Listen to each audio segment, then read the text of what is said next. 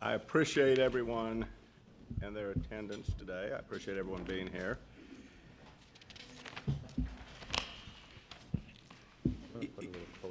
You will note that there is no chairman's report on the agenda, and the reason why is because I thought we have a lot more people to hear from than a long-winded chairman. But Dr. Choi has asked, and I've agreed to make just a brief statement on some of what it is that we are doing and accomplishing. Those of you who listen to our very fine team, Ryan Rapp and his team, talk about the administrative review, understand, but unfortunately, not everybody in the state understands, and not everybody in the press understands.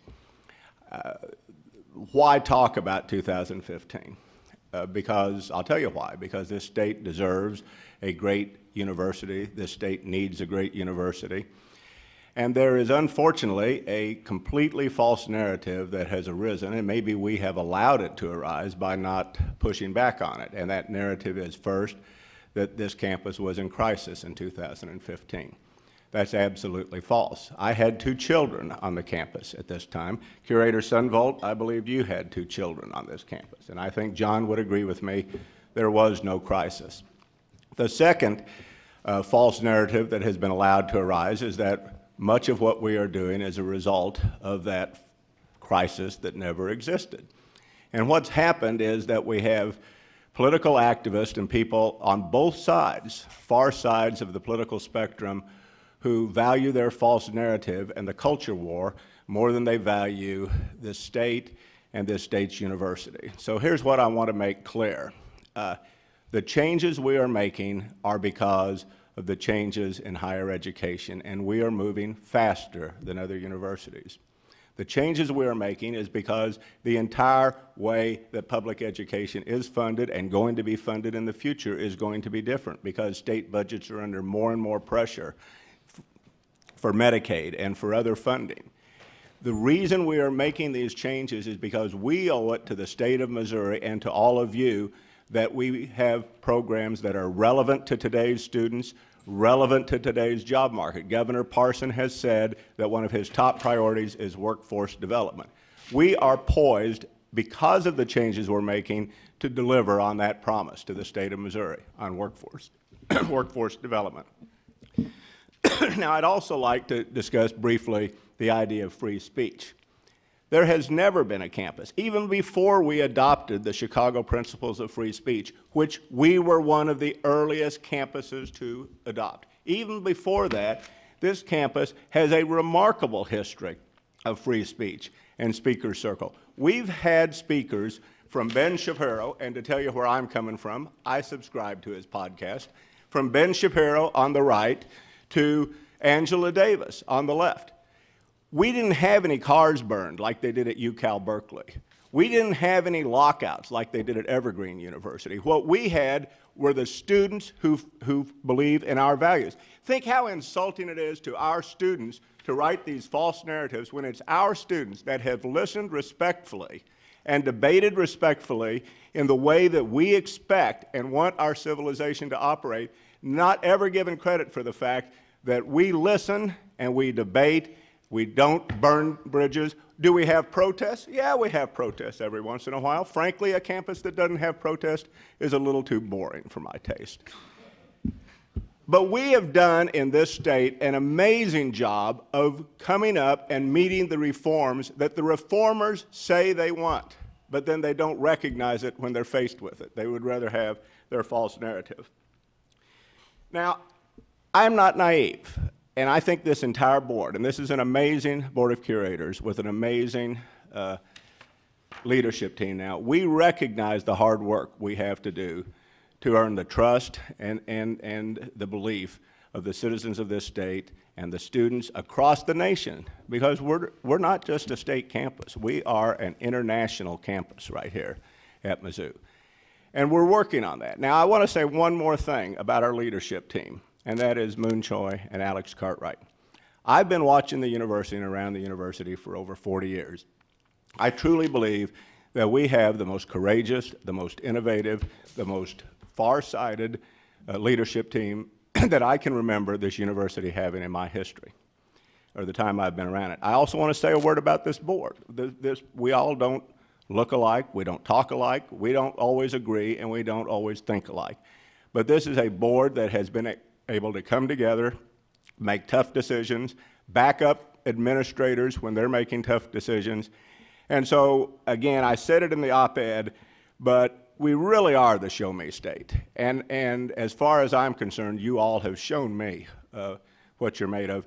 And I would invite those people who make their tribal politics more important than the welfare of the people to just set aside it for a second, come and visit with us, and see what we've done, because it's remarkable. We've turned the corner, and this university is going to, again, be one of the great public universities in a much less time than what you expect. Thank you.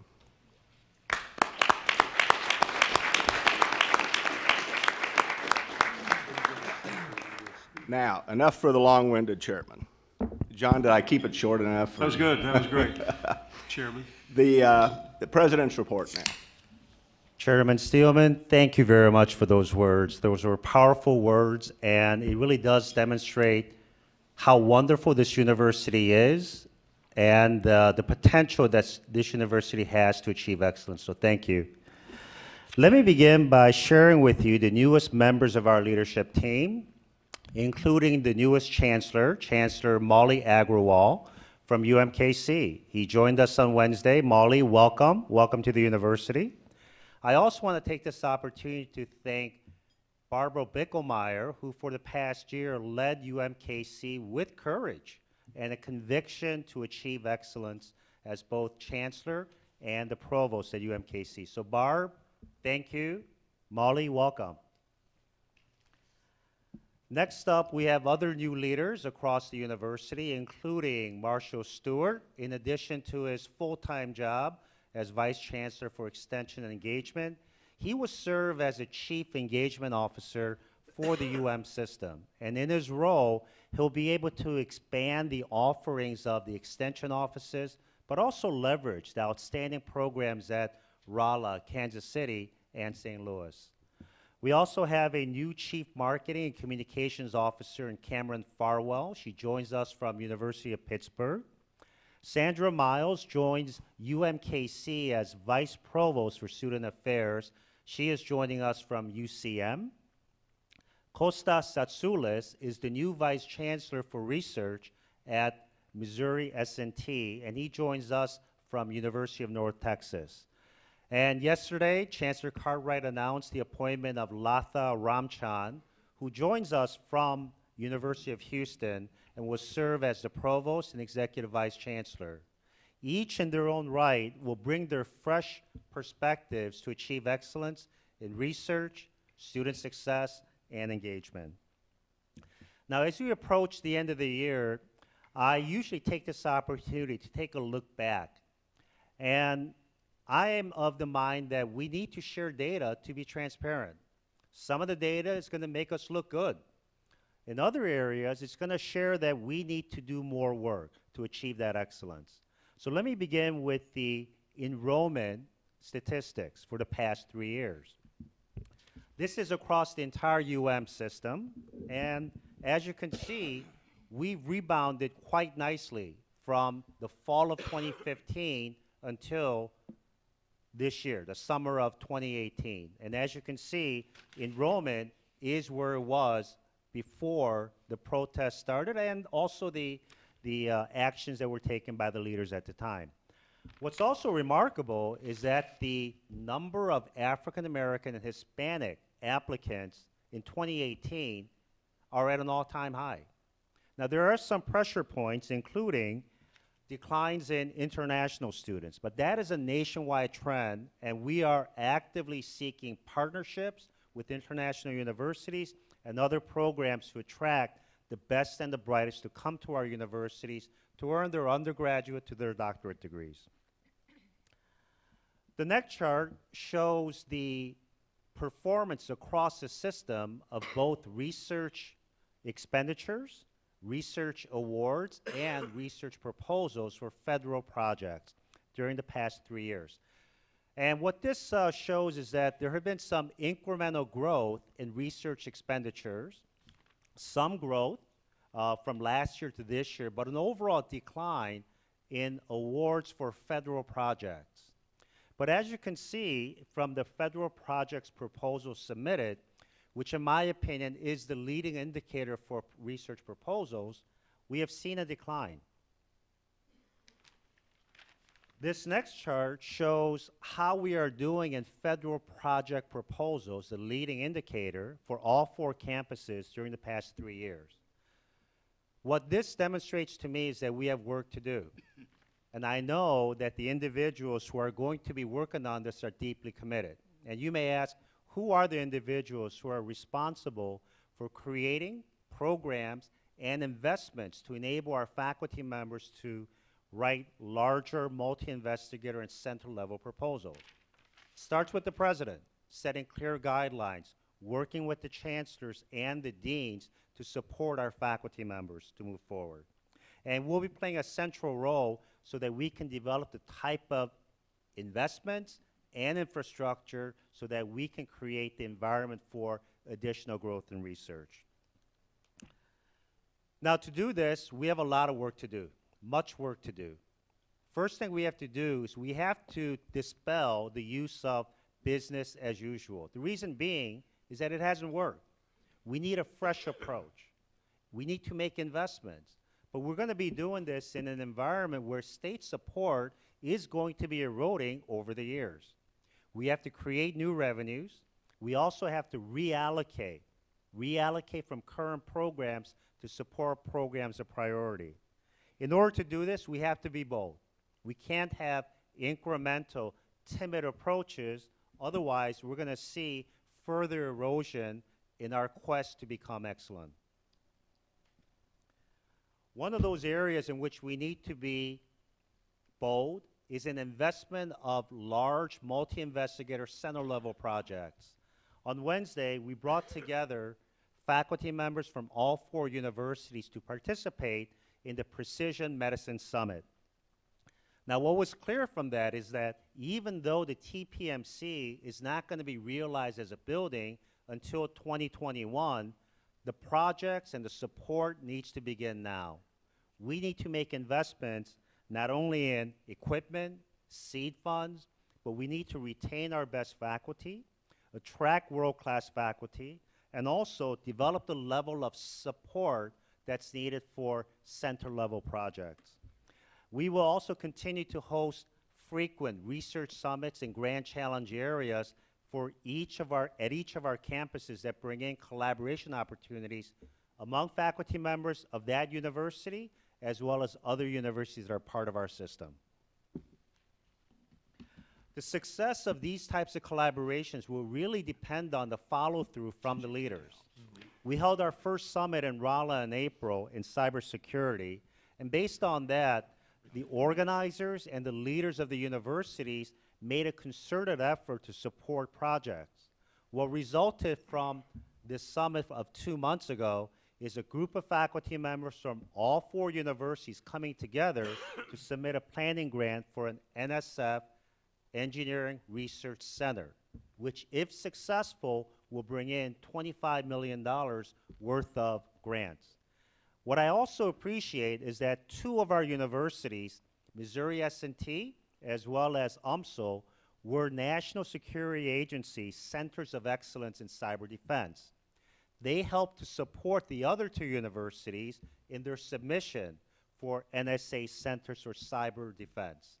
So this type of collaboration really does elevate all of our universities, enable them to participate in these larger projects. In fact, next week, Mark McIntosh will be leading a group of faculty leaders from all 4 universities to visit NGA West in St. Louis to develop the type of large-scale education and research programs that will put the University of Missouri system universities on the map when it comes to grand challenge problem solutions. Another key investment that we do need to make is in our people. It's our people that do the research, that teach, that provide the support for engagement and extension throughout the state. What you see here is the 2016 Chronicle of Higher Education Salary Survey, the most recent data that's available. And we've broken it up by categories of full professors, associate professors, and assistant professors. Missouri S&T, UMKC, and UMSO are compared to Carnegie Research High institutions, and there are 107 of those in the country. Mizzou is compared to 115 highest research institutions. Those that you see in red are the categories in which we are in the bottom quartile. One area that I'd like to ask you to focus on is the salary of assistant professors at Mizzou, 114th out of 115. This is not something that happened overnight, but this is something that's going to take a long-term focus, working with the chancellors and the CFOs to help address.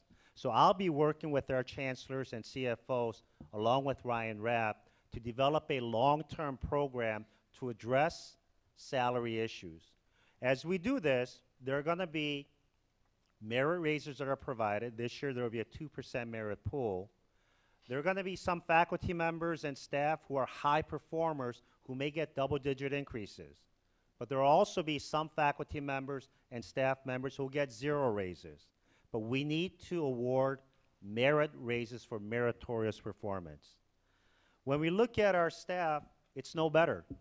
Same survey, broken down by those who are in management, business finance, computer engineering support, office and admin support. You see all of those things that are in red? Those are all in the bottom quartile. This is something that we need to take very seriously, and I appreciate the leadership of the board in directing me and the chancellor to say, we need to address this issue. So thank you. Now for university highlights, at UMSO, we're very proud of the fact that it is recognized as a veteran-friendly university, veteran-friendly university, and all 4 of our universities are designated as veterans-friendly. But at UMSO, during the past 3 years, 3 students have consecutively received the Pat Tillman scholarships, which provides outstanding support for both undergraduate and graduate degrees. At UMKC, I mentioned in my report back in December that UMKC received an $8 million grant to establish an opioid addiction center. The newest element of this center is a perinatal collaborative that is designed to address neonatal abstinence syndrome, which affects babies prior to birth who are affected by drug addiction. And as a result of this, these babies are born at low birth rate, they have seizures, and they have problems with breathing. So as part of this collaborative, our faculty members are be working with patients and to treat this without stigmatizing their disorder. And this really demonstrates the value that we can have by having a partnership with key critical partners in the city as well as in rural parts of the state. Missouri S&T was approved by the State Board of Higher Education to move from a selective to a highly selective institution. And this is in recognition to the high quality of their incoming freshmen based on both ACT and the GPA. And these students, while attending Missouri S&T, get an outstanding education, not only in the classroom, but also supplemented by their experiential learning by putting their curriculum in the classroom into design and practical settings. And last month, the Mars rover team finished 2nd in the world. Now, last year, they finished 1st in the world. But to give you how fierce the competition is, Cornell finished 10th, and Stanford only finished 34th, and MIT didn't even bother competing. So our students are really making an impact in this area. The last highlight is Mizzou, and I just have the columns up there, and I'm going to ask Chancellor Cartwright to come up. And Mizzou has been involved in a very comprehensive branding campaign, and the leaders of the group at Mizzou, led by Jerry Doty, Lisa Thurber, Mary Ann Roeder, as well as Todd McCubbin, have been working to develop the type of marketing and branding campaign to attract more students and to increase sentiment. So let me now turn it over to Alex to share some of those highlights with us. Thanks, Moon. What I'm going to share with you is first our 30-second video that we are going to be using to portray what Mizzou is about. This is a brief, 30 seconds, so it goes by pretty quickly. But I wanted you to know that this is first planned to be used at the SEC Takeover Days. And each SEC institution will be randomly assigned an entire data program for the SEC network. And the SEC network takeover will begin Monday, July 23rd, and continue through Sunday, August 5th. The ESPN will determine which day is which school, and it will appear at random. And each institution will be responsible for programming for their assigned day. And that content can be a mixture of re-aired games, special programming from the SEC network, and also school produced content. So this is one of those spots that we want to show. So if you have who has it? She'll do it. This is a proclamation from Mizzou. This is a proclamation from Mizzou. We've got something to say. Show me the world through someone else's eyes. Show me what happens when chemists tackle cancer. Show me every side. Show me my career while I'm still taking classes. Show me how to go fast. No, really fast. Show me the truth. Show me how to thrive. Show me. Show me. Show me. What you've got.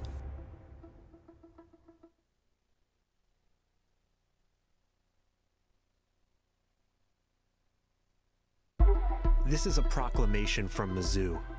We've got something to say. Show me the world through someone else's eyes.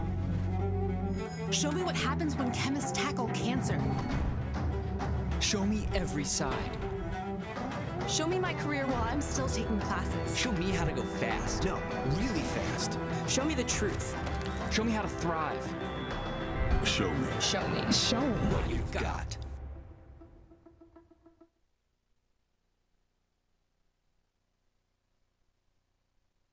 Captures what Mizzou is about and really does highlight the key things. And it has a lot of the key imagery from the campus that you'd like for us to see in there.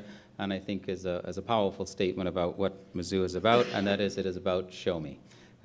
What I also want to share with you is a draft video for what they call the anthem. And the anthem is a minute, 30 seconds long, and it really combines some of the things from the shorter version, but it expands it so that it can be a little more informational. The sound, and remember this is actually a draft still, so the sound and lighting, they'll balance all of that. There'll be a new voiceover by a notable alum, and then we'll actually replace some of the stock imagery with Mizzou-specific footage. So if we can show the 1 minute, 30-second anthem.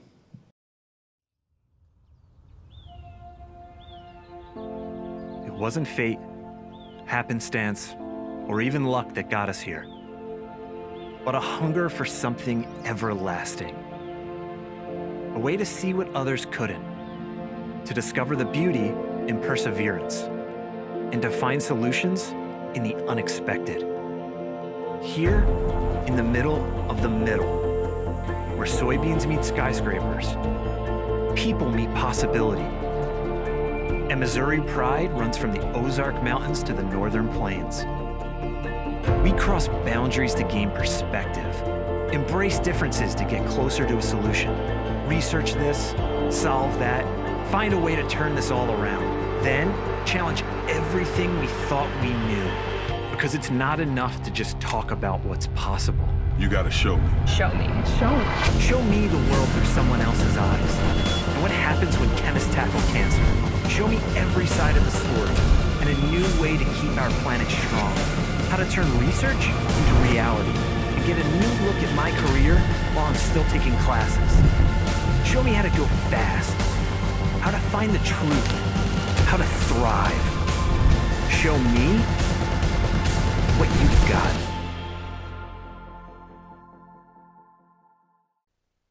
Feel the way that I do about this, and that this actually reflects how great of an institution that we have at Mizzou. And we're going to be rolling this out to our faculty, staff, and alumni over in July. And we'll share a lot of this on social channels and posting, of course, to our website. And we'll be incorporating it into our admissions activity. So these are videos that are going to be used in many, many places, really, to set up and build the pride, but also to attract people to this great institution. The 32nd one, of course, is our TV commercial also for advertising, and we'll be using it as many places as we can for sporting events and other things. So that's what we wanted to share with you, and I think it does reflect on how great of an institution we have at Mizzou. Thank you. Thank you. Thank you, Alex. Can you share with us who the alumni voiceover is going to be? Or is that a secret? It's going to be Greg Miller, who has helped me out exactly the position. Yes, it's a gamer, a blogger, but he's actually got an incredible following. Oh, great. And he's an alum. And the voice, I think a lot of people will recognize. One of the things that I should also point out to you too is that 160/90 does a terrific job with understanding who the market is for these videos. And I can tell you that the reaction that I've had from our students and from others has been incredible when they see these videos. There's that feeling of excitement, and I think they've really captured what people are looking for in this institution. Great. Thank you. Thank you. Thank you, Alex. Chairman Steelman, I want to take this opportunity to introduce two students from Missouri S&T, and they have been nominated to serve on as student representatives for the Board of Curators, and they are Alex Heft and Avery Walker. If you can stand. Thank you for being here. That concludes my report. Thank you very much, President Choi. And Chancellor Cartwright, I think those videos are great. If I'd have known you had them, I wouldn't have said a word. We'd have just played the videos. It's now time for the Information Technology Annual Report. Gary Allen.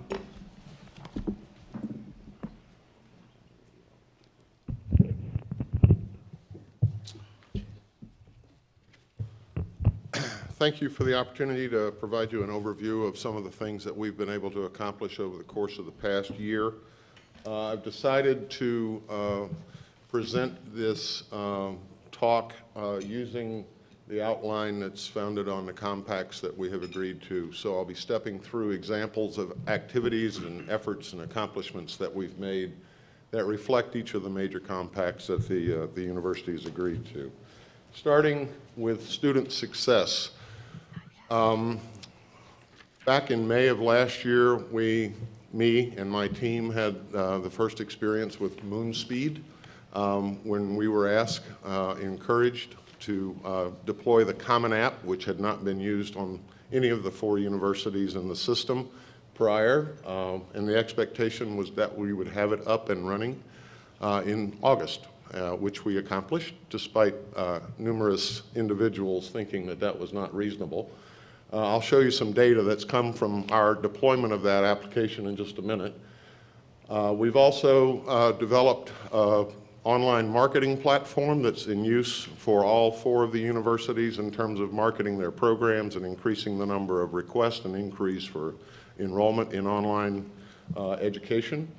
We have just accomplished recently the ability to easily facilitate students enrolling across campuses from their home campus to other campuses within the university system, and I'll show you some data on that as well.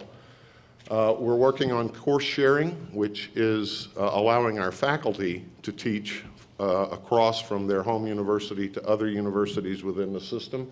We're still working on some of the technical issues to rebuild that application and make that even simpler, but that should be coming live soon.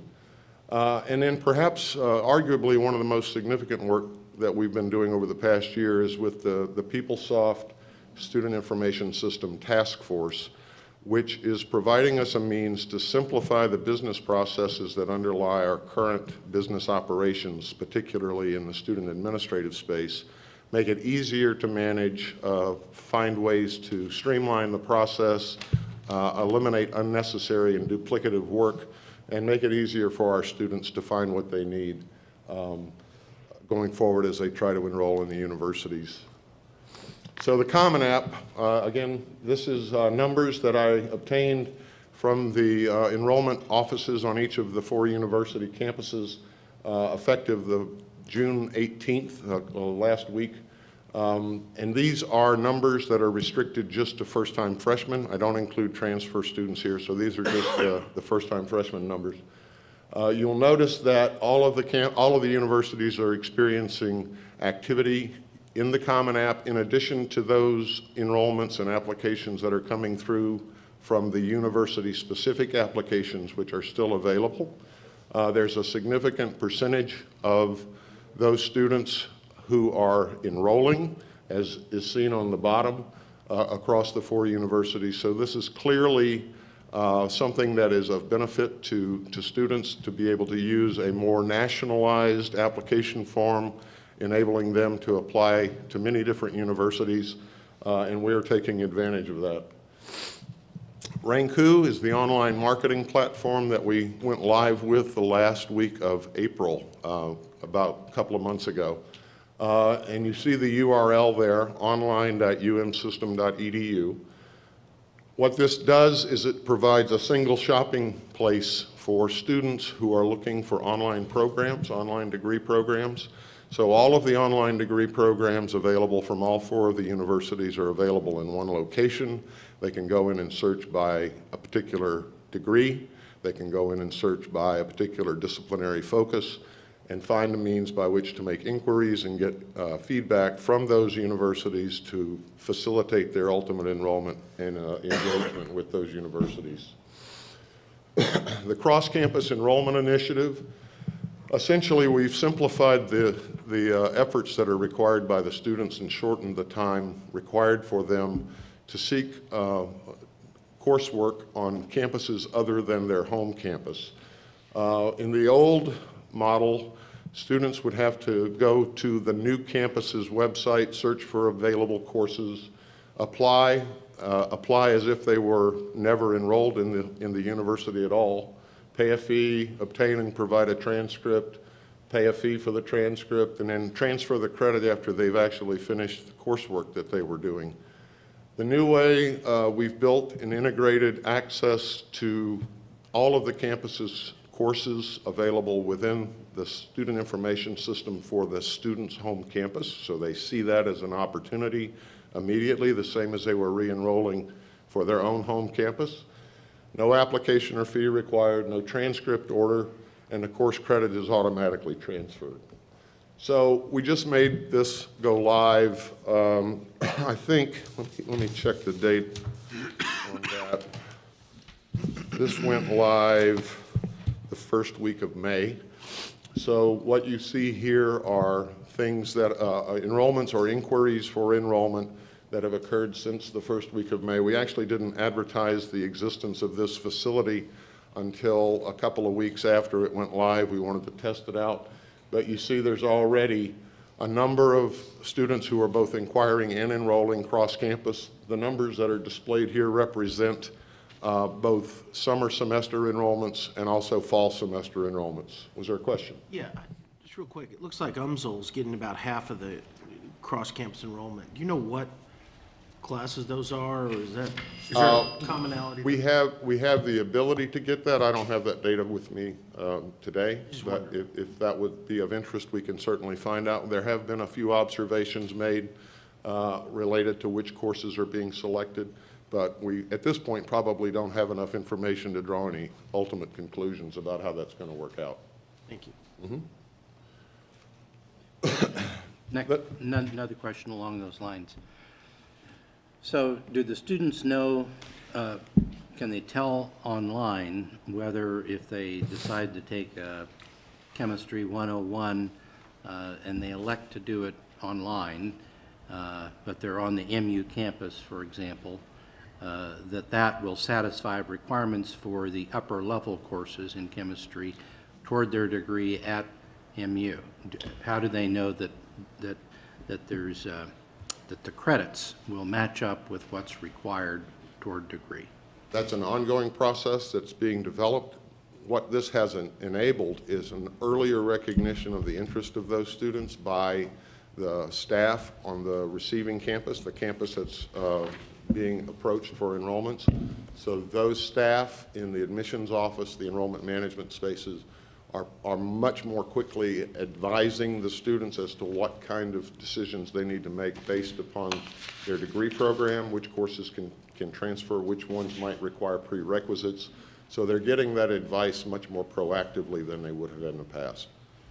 Is there any size limitation on, let's say, most of the online courses in terms of pupils, students who can sign up? I was at, maybe it was lunch yesterday with a fellow from S&T who did not favor online. He was in the humanities, and he said, well, even if you went online, you couldn't do more pupils because, you know, the way in which we teach it and the way in which we grade essays and so forth, there's no economies of scale when you go online. He was thinking synchronistically as opposed to asynchronistically, and so he was he wasn't at all enthused about this opportunity, as opposed to others who are able to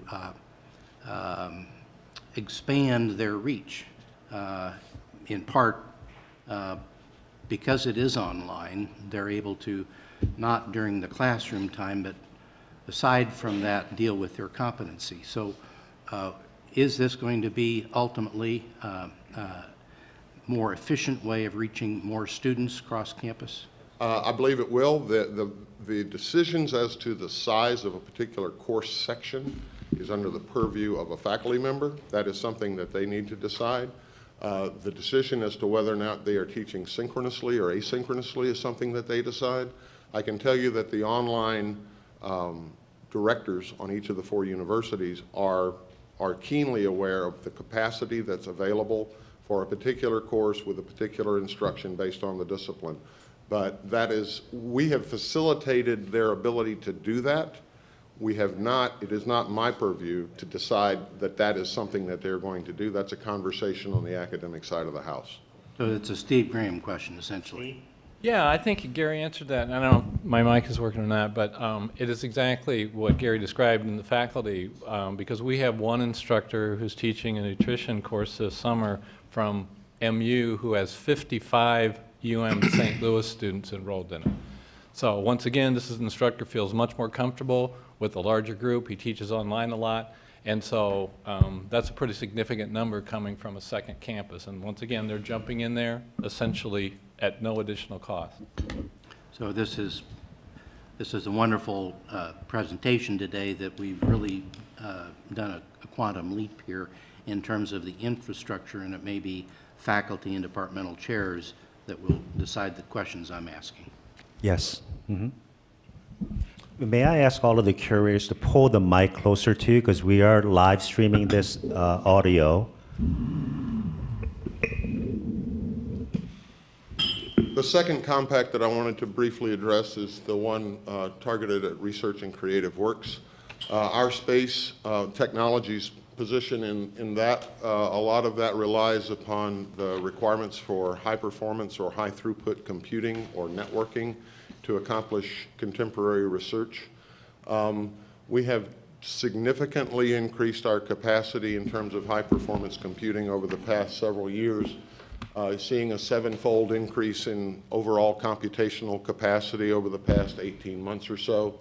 Last year we did 37 million core hours of research computing, and a core hour is the use of one computer core for an hour working on a particular project.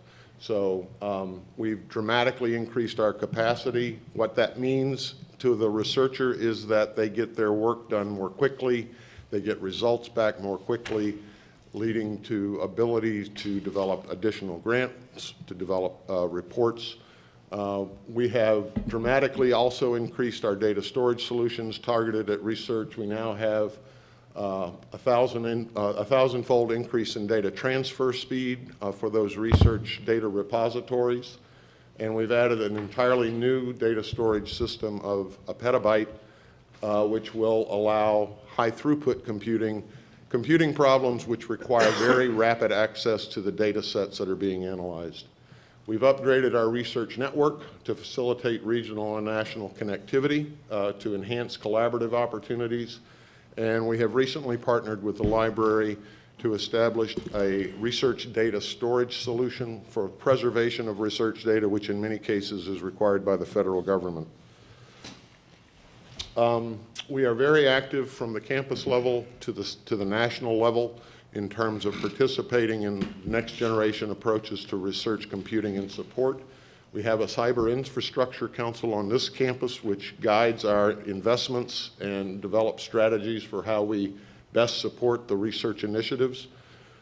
We have created, my director of research computing was part of a group that developed a statewide cyber infrastructure council, and we are now providing access to other universities within the state of Missouri outside of the University of Missouri system for access to tools that they might not otherwise have access to. We participate in a regional research network called the Great Plains Network. This is the network that connects us to the National Education and Research Networks, Internet 2. I'll show you a graph of that in a minute. And we have done foundational work in partnership with the Pacific Research Platform, which has established largely in the California and Washington and Oregon states a high-performance research platform, which is the target of NSF funding for next-generation projects that require interdisciplinary and interinstitutional research.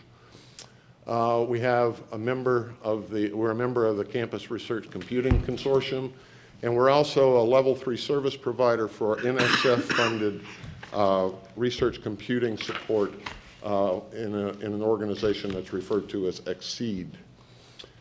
The benefits of our efforts in this space are exemplified by, I've got a couple of faculty members, Bob Schnabel in animal science on the MU campus, does work in bovine genomics, a tremendous benefit to his research program based on the access that we've provided him to economical access to research computing.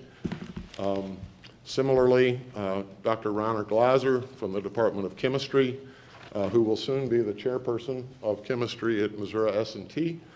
He's a structural chemist and does computing problems to solve molecular structures of chemical molecules. This is important. It's not a coincidence that the technology space is foundational to both of the research summits that we've had within the system. The Cybersecurity Summit in Rolla, the Precision Medicine Summit that was held here 2 days ago. Leroy Hood, who formerly, he may still be at the University of Washington. In 2000, he's considered the founder of systems biology. And he said in 2000 that biology is an information science. And all of the work that you saw displayed on Wednesday is foundationally dependent upon the access of computational services to drive the analysis, whether it be DNA or protein sequences or image analysis coming from some large imaging studies. This is the Great Plains Network, of which we're a member. I mostly wanted to show this because the point of connection with Internet 2 is in Kansas City. In addition to connecting all these states and us, it's important for us to recognize that MoreNet actually runs that network connection on behalf of the 7 states that are inside the Great Plains Network and is leading collaborations across state boundaries. Before you move beyond, you've really indicated to us that you have increased your capacity. Yes. And you've increased network reach. Let me return to a question that we dealt with just briefly yesterday, and that is who's responsible for assuring that we're training our researchers in particular to deal with really high-level big data analytics? Is it going to be under your purview to have your staff out training people on how to use the data that we're gathering in the networks that we're in, or is it going to fall to the different campuses and departments within campuses and even senior professors mentoring junior professors to get them to that level where they can engage in meaningful research? Whose job is it? Can I answer that question if I can? But let me redirect it to Mark McIntosh, because under him there are 2 centers that deal with informatics. So Mark? Yes. My own? Yes. There are multiple aspects to the network itself, and then the research needs relative to that network. So the infrastructure piece really is primarily operating out of IT, and they are working with researchers on a regular basis to make sure we have all the infrastructure in place.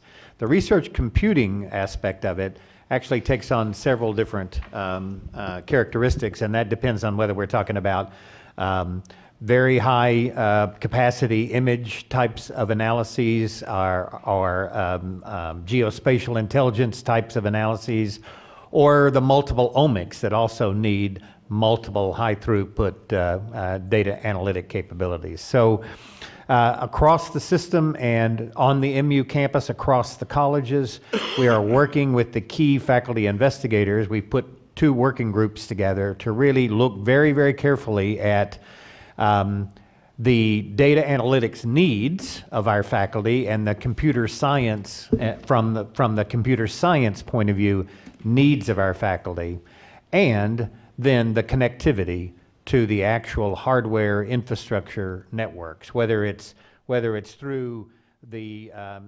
national networks that Gary displays on the slide here, or whether it's our local capacity to do computing.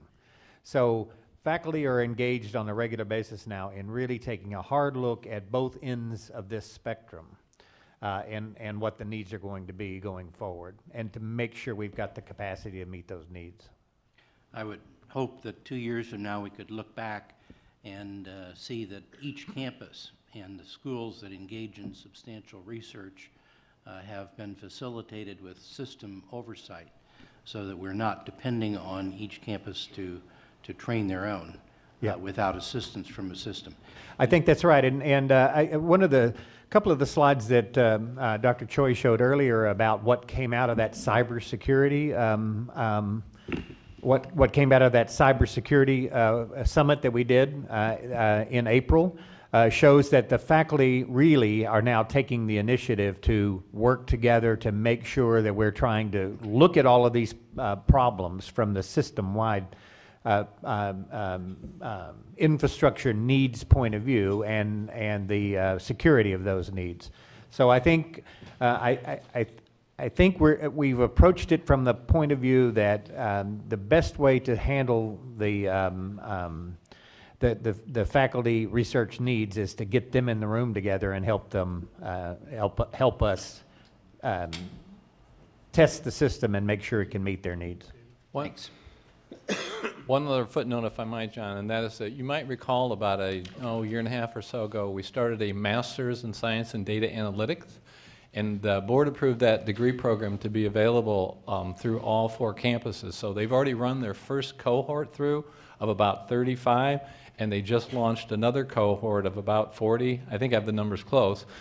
These are all master's level data scientists that are learning exactly that, and what's been fun is the number of they come from all over the country, but a number of them are MU or UM staff and faculty who have gotten enrolled in the program. So we're working on from several different aspects, and that's been really quite popular. And we started, jump-started that with some funding to help them get it launched. So. Good. One other point I'd make about that, part of our participation with the national centers is involving the development of essentially a new career path for these cyber infrastructure engineers whose specific task, this is from staff side, they act as content aware, contextually aware based on the subject matter, and they provide an intermediary service to faculty who may not have immediately the access that they need or the knowledge of how to take advantage of these research computing platforms. So we're working at it from every dimension. I'm going to skip forward in the purpose of saving a little bit of time and move on to planning, operations, and stewardships. You'll see other slides in your deck that you can review, and I'd be happy to talk to you about that later if you'd like. Planning, operation, and stewardship is core, part and parcel of what we were discussing yesterday with the administrative review and the administrative transformation. I just give you a couple of examples of how that is affecting things across the entire system. In the case of healthcare, we've developed and deployed a new connectivity availability for ambulances, so they have uninterruptible connectivity back to the hospital when they're out on call. We've added a number of health centers to the MU Healthcare network, added additional flexibility for MU Healthcare staff for wireless authentication, and we as an ongoing effort, we support the Tiger Institute, actually provide them with telecommunications and unified communications and networking support. In the finance and supply chain, I list a couple of particular projects that are done. This is things that just has to get done every year. It's just routine, but we have to go through the efforts of updating to make sure that our administrative systems are operating properly and in compliance with federal and state regulations. Here is human resources and payroll.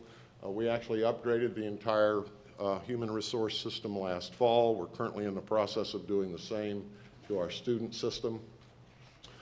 And then to close this out, Curator Bernsick had made a request to get a high-level overview of what we're doing in the context of information security, obviously a timely topic.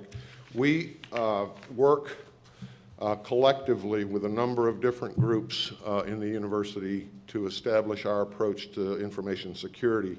Notably with internal audit, you heard some of that yesterday from Michelle, General Counsel's office, and also the Office of Risk and Insurance Management in terms of the availability of insurance and whatnot in the event of cyber events. Our overall philosophy and approach is modeled on the National Institutes of Standards and Technology, who have established a cybersecurity framework. The 5 main pillars are listed down the left side, and then the specific subsets within those major pillars are in parenthetical inclusion to the right. We have specific processes that are addressing each one of these separate elements. We have a system-wide security policy that we follow, a unified policy, so we have standard approaches across the entire system.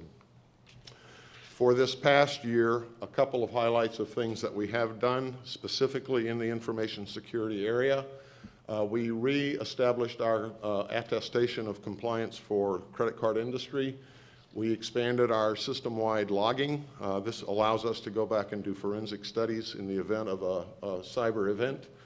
We now have, we've added this year a specific health information security officer to MU Healthcare to go along with the information security officer that we have on each of the 4 universities, as well as a chief information security officer that oversees the system-wide approach. Another couple of items that we deployed, we now have 2-factor authentication in place for a number of critical applications, the HR sites, student direct deposit. Anybody accessing the campus's network from an outside location now have to go through a VPN, which requires a PIN, temporary PIN code to get in, and also all of our administrative accounts. We've also added a PIN requirement to lock phones that are used to download university email from our university email system. I mentioned audit. I just give you an example of about 3 here over the last couple of years that have been executed of varying dimensions and severity in terms of their risk. And as Michelle indicated yesterday, we also benefit from internal audit's consulting functions. So I'll stop there. If there's any questions, comments, I'd be happy to entertain those. Any questions or comments for Gary? I think this is excellent. Made a lot of progress. Thank you. Thank you, sir. I want to say the same thing, particularly on that student registration and transferability. I really appreciate your efforts, and frankly, I'm proud of you and your team for doing that. Thank you very much.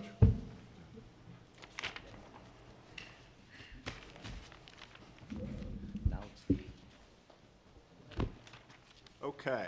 You ready? Mm-hmm. Everybody, as part of the critical discussion, and this is somewhat of a special critical discussion, we're opening up for comments regarding the task force. Before I introduce the chairman of the task force, who is vice chairman of the board and curator Daryl Chapman, I want to say something personally. I've known Daryl for a little while now, and I've always known he's a hard worker and really dedicated to public service. None of you can realize how hard Curator Chapman has worked on this task force and putting this together. It may be the most critical issue that a board has faced at a critical time in quite a while, which is how we structure our governance to keep up with the changes and the changing environment in higher education. And Daryl, I really appreciate it. And now, Daryl, would you kind of brief them a little bit on the task force and what you've done, and then we'll get started. Oh, thank you, David. So in this open mic session, we're asking or seeking input from faculty, staff, and students regarding the work of the task force. Now, everyone should have had a sheet of paper on their chair. Do you guys all have that? All right, so take a look at that. The purpose of the task force is coordinating an informed, broad discussion regarding an overarching structural model for the UM system that will encourage collaboration and help us become a stronger and more successful system while honoring the unique strengths of our universities. We talked about this in some detail at our last board meeting, and since that board meeting, we've had several discussions, several meetings of our task force, but ultimately, we'll provide recommendations to the board to help us achieve our goals. So I want to just say thank you to our task force members. Our work is still not done. We've still got a few meetings left to discuss, number one, the input that we get today, and then finalizing some of the recommendations that we will be presenting to the board. But some of the people that participated, or all the people that participated, are Julia Brunsick, Dr. Choi, Barb Bickelmeyer, Chris Maples, Nick Beidler, Terry McTaggart from AGB, Christine Holt, Kelly Weeman, John Phillips, of course, Dave Stillman, Alex Cartwright, Tom George, Steve Owens, Ryan Rapp, Cindy, and Chris Basie. They were all very helpful in doing the work that we did. So the work that we've done so far, Steve Owens conducted 18 in-person, one-hour interviews with leadership across each campus and with the system VPs. This was a huge undertaking for Steve, but he made the time to do it and gathered some really valuable information. I really valued the honesty that people had. Not all of the comments were positive, but all of them were constructive. We've got some work to do, and I'm glad people were honest about that. Some of the themes that came out of Steve's interviews were people were looking for, or at least trying to define our culture and help us improve our culture. Trust came up a lot. We need to trust each other, and we need to develop a culture of trust. Another theme was ideas for the system to assist with collaboration, not necessarily force it. Online education, that came up repeatedly. Do we have a system platform, or is each campus allowed some autonomy to have their own online education program? Reinforcement of culture, training and orientation came up a lot. You know, how do we introduce our new executives and some of our campus leaders? How do we let them know of the resources available on other campuses and amongst the system? And also professional development, that was another thing that came up. Also, how do we improve or strengthen incentives for collaboration? We do some of that now, but we need to maybe tweak those programs and maybe create some new ones. And also breaking down some of the barriers to collaboration, whether those are driven by individuals, by governance structures that don't work, or by technology. We need to work on all of those things. But governance was one of the key elements of that we're going to discuss today and one of the most important things to improving collaboration. So Steve did his interviews, then the general officers retreat. Moon directed a discussion at the general officers retreat. I understand a significant amount of time was spent kind of discussing the themes in Steve's report and also creating or coming up with ideas to help move us forward. And they did a great job of that. So we got a report back from those guys. Cindy and Christine also set up a website so that people could get online, give us ideas and thoughts. Once again, people were very honest. They gave us some positive and negative feedback, all of it very useful. And we've also addressed questions from faculty and staff and received input from them, and we really appreciated that honest input. So we have 2 more task force meetings to finalize our recommendations to the board. We'll incorporate the feedback that we received today into those recommendations. So I want to go through some of the ideas that we have so far. Specific ideas. We had to take those broader concepts and ideas and turn them into very specific ideas. So governance structures, we're working on that now with Terry McTaggart from AGB. We're finalizing those ideas, but we want to get the input from you guys today. We also need to identify collective rules that prevent us from working better as a system, and then think about amending those or changing those. We want to develop some orientation programs for our new executives, make sure that they know about system resources and the strengths of our other campuses. Orientation for students, we need to let our students know about some of the system resources that are available. Online portals for collaboration between campuses, we talked about that. I've heard some of the faculty mention it. You know, how do they find out about other people on other campuses that are doing things maybe complementary to what they do? How can they collaborate on that level, and how do we have an online portal to enable that? System open house events, and we rotate campuses where we invite industry. Thought that was a good idea. Online education, we're still working on system versus campus platforms. We'll have further discussion on that, of what that proper balance may be. Incentives for collaboration, we're in the process of developing new incentives. And also system research and teaching forums. We had one related to the TPMC on Wednesday. That was fantastic. We need to keep working on ways that we inform the other campuses of what each campus is doing, and also have, you know, teaching and research forums where faculty and staff can interact and think of ways to collaborate and bring ideas, great ideas from one campus to another. So I want to go through some of the goals that we have for today, or some of the questions that we're going to be asking you guys to answer as you come up to the mic. So question 1, how can we better define the roles and responsibilities of the system and universities to foster a more collaborative culture? Number 2, what actions can we take to create efficiencies and improve the performance of and relationships between the UM system and its universities? 3, what structures and/or rewards could be put in place to better support and encourage system-wide collaboration? 4, what features of your university structure, culture, or programmatic strengths do you value, and how might other universities leverage these features to improve performance? So we'll be asking you to address those questions. I want to actually share with you a couple of, or at least some of the themes that were discussed and some of the input we got online, and then a specific example of a response that we got. Can I say before we start? Yes, sir. What we're going to do, we're going to have the open mics. Christine is right here. Christine is going to make sure that we can get anybody who wants to speak in line to speak.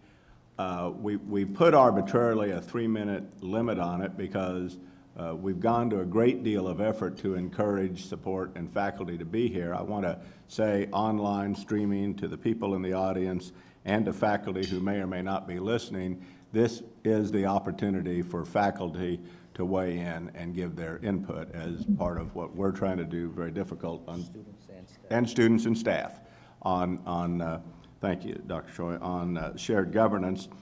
And because we're anticipating some people being here, we're going to put a 3-minute limit on. Now, what I'm also going to ask to the board, we're usually very interactive, but in this particular case, I would like to get through as many comments as are out there before board comments, and people can make notes, and then I expect to have some time at the end for board to weigh in, comments and questions. But the only reason that we are limiting it is so we can get through as many people who want to say something before the board comments. And again, this is a free speech zone. We don't expect everything to be positive. We expect to get feedback that we can use to make changes.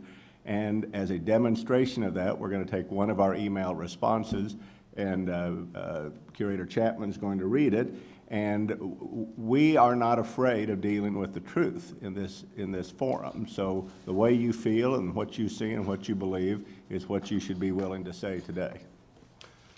Okay, here is an email response that we received, and I quote, "The questions being asked are the wrong ones.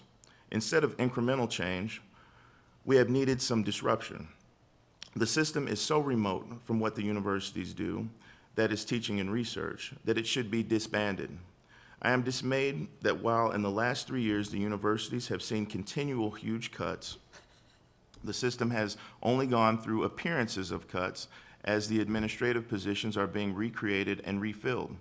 This unfortunately remains true of the university administrations too, as the administrations always build themselves up even while the academics are destroyed.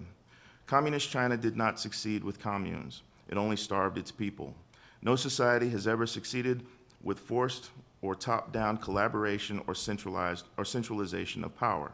Collaboration only works when it is voluntary and is a win-win for all involved. Such instances are wonderful, but are rare.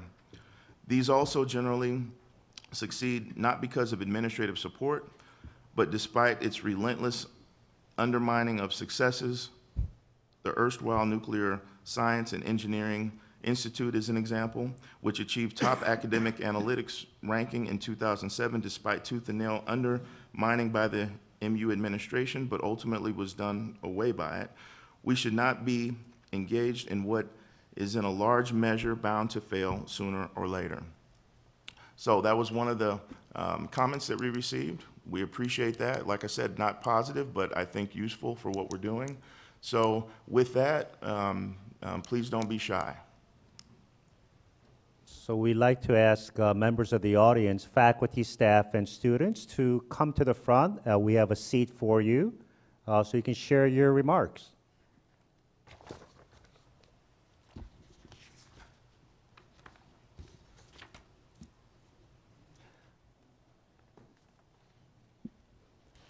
There's also the opportunity to share remarks online, and we'll share that information about how to provide that online input as well. But please feel free to come up and share your insights on how to improve the system of universities in Missouri.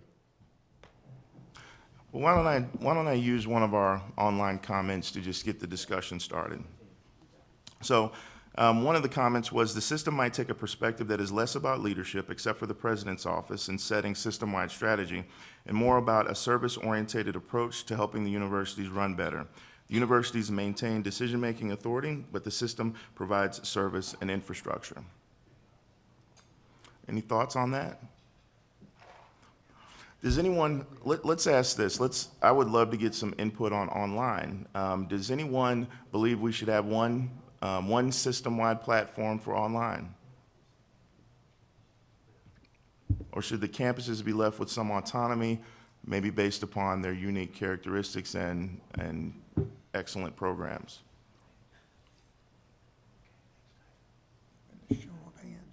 A show of hands, maybe? One system-wide platform? Okay.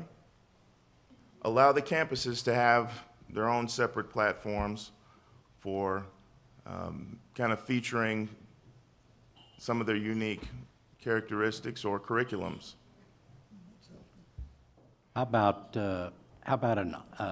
having both, where you have one portal, one platform, and some campus autonomy, so that it isn't all done without campus collaboration? Okay. Is there anybody in favor of that? Someone that raised their hands, can we get potentially get some input from you? Somebody's got to break the ice here. Jim, I saw you positioned yourself, and you're not bashful. No, he is too. He's very bashful. Suddenly regret having left the office a second ago. Oh, boo. Sorry. I'm glad to be here. My only thought when you ask whether there should be one system-wide system or for the online or the distance type of educational things, when we go to collaborate, and I do extensive collaboration with Tony Lupino and folk at UMKC Law School, which has been a wonderful strength in entrepreneurship, to the extent that it creates obstacles to work together and collaborate, because you have different platforms and different systems. I'd like to avoid those if we can. That's why I would say, you know, one uniform type of approach. Now, with that said, get input from all four as to why they would want one versus the other. But I would certainly think that to avoid any kind of impediments to collaboration going forward, that you get on the same platform. Great. Is there anything besides the same online learning platform that the system or lack of a system presence could do to foster collaboration across these campuses? So a number of things have been raised. I know in prior meetings with the curators and faculty, one was on credit sharing and resource allocation when it comes to income that comes in from shared programming. So anything you can do to encourage and incentivize people to engage in these collaborative efforts, reward them.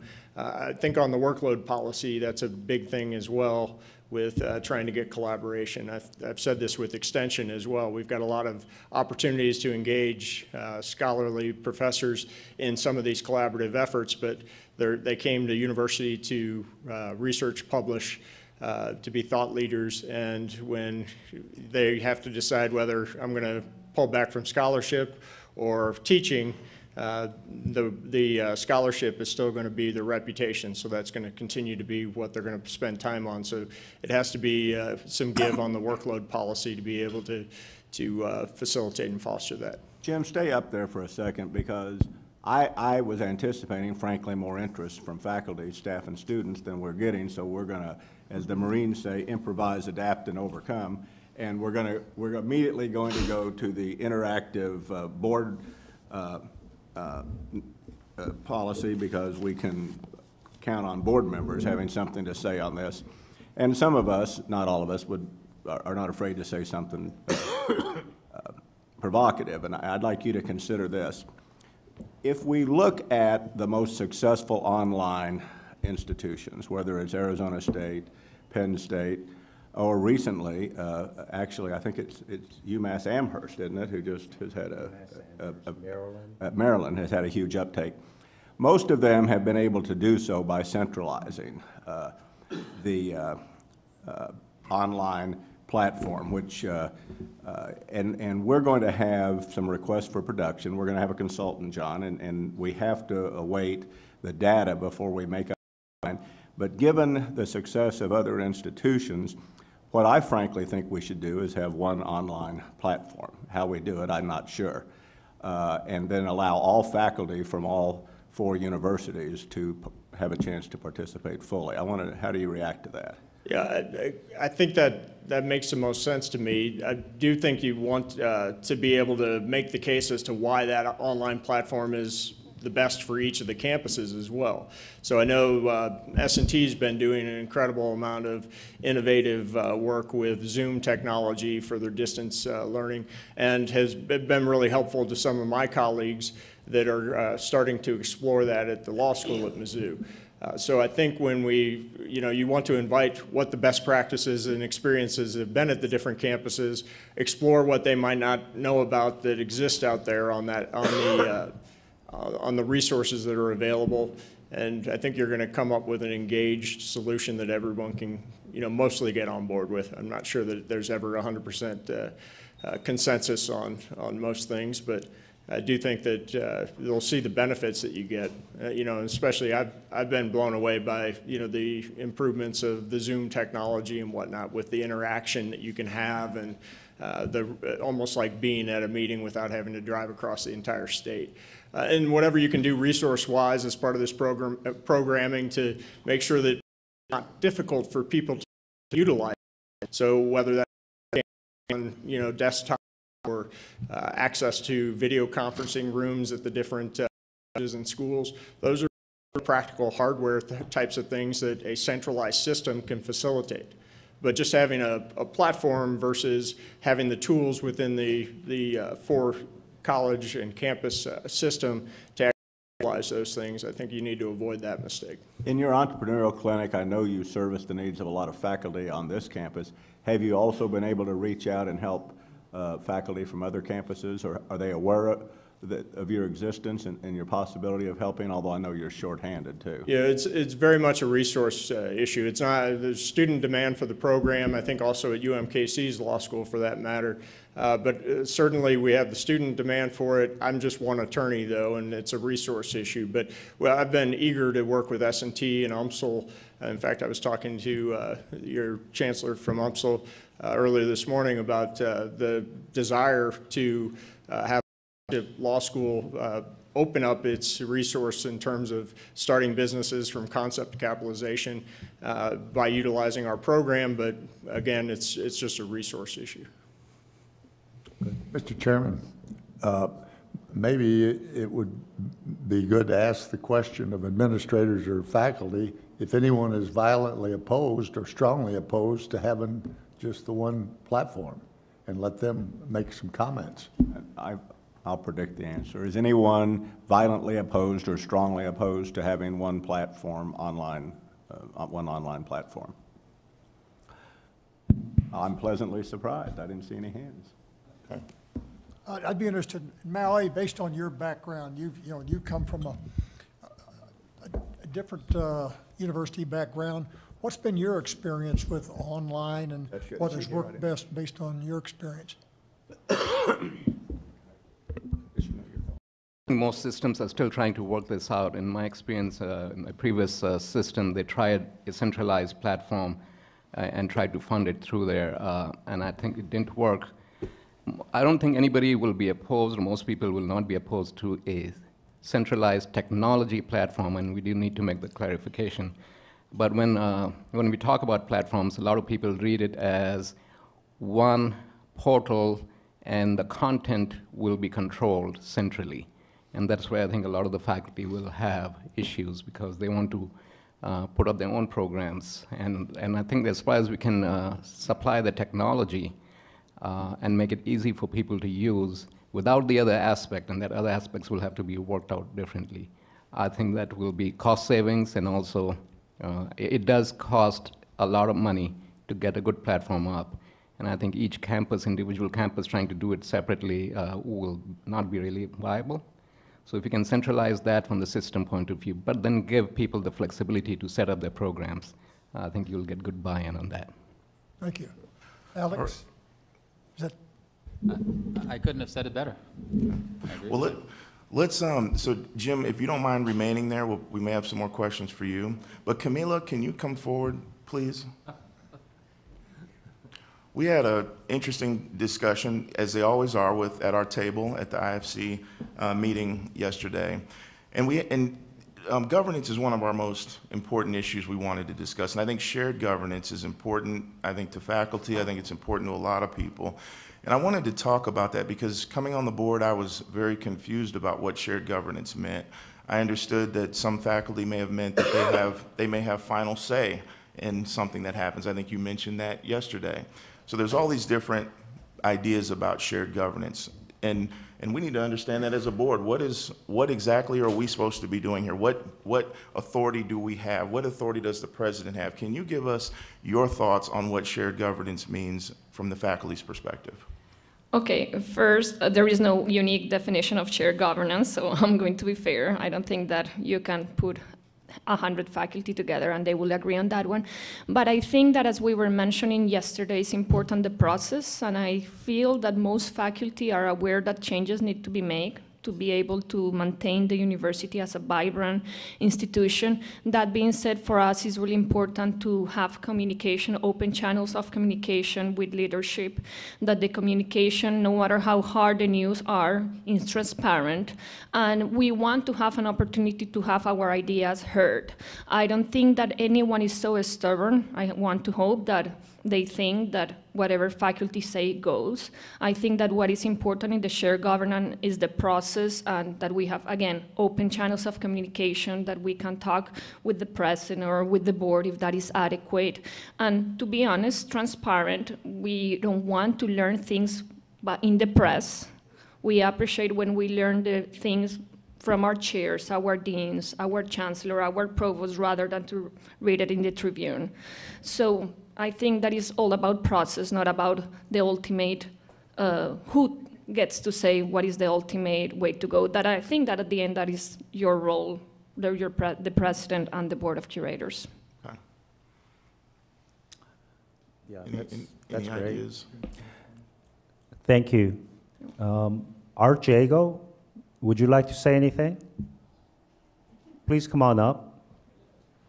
Thank you for the opportunity, but I sent a letter to the task force. It speaks for itself. Well, if you want to share some summary of that, please, this is your opportunity, so everyone can hear it.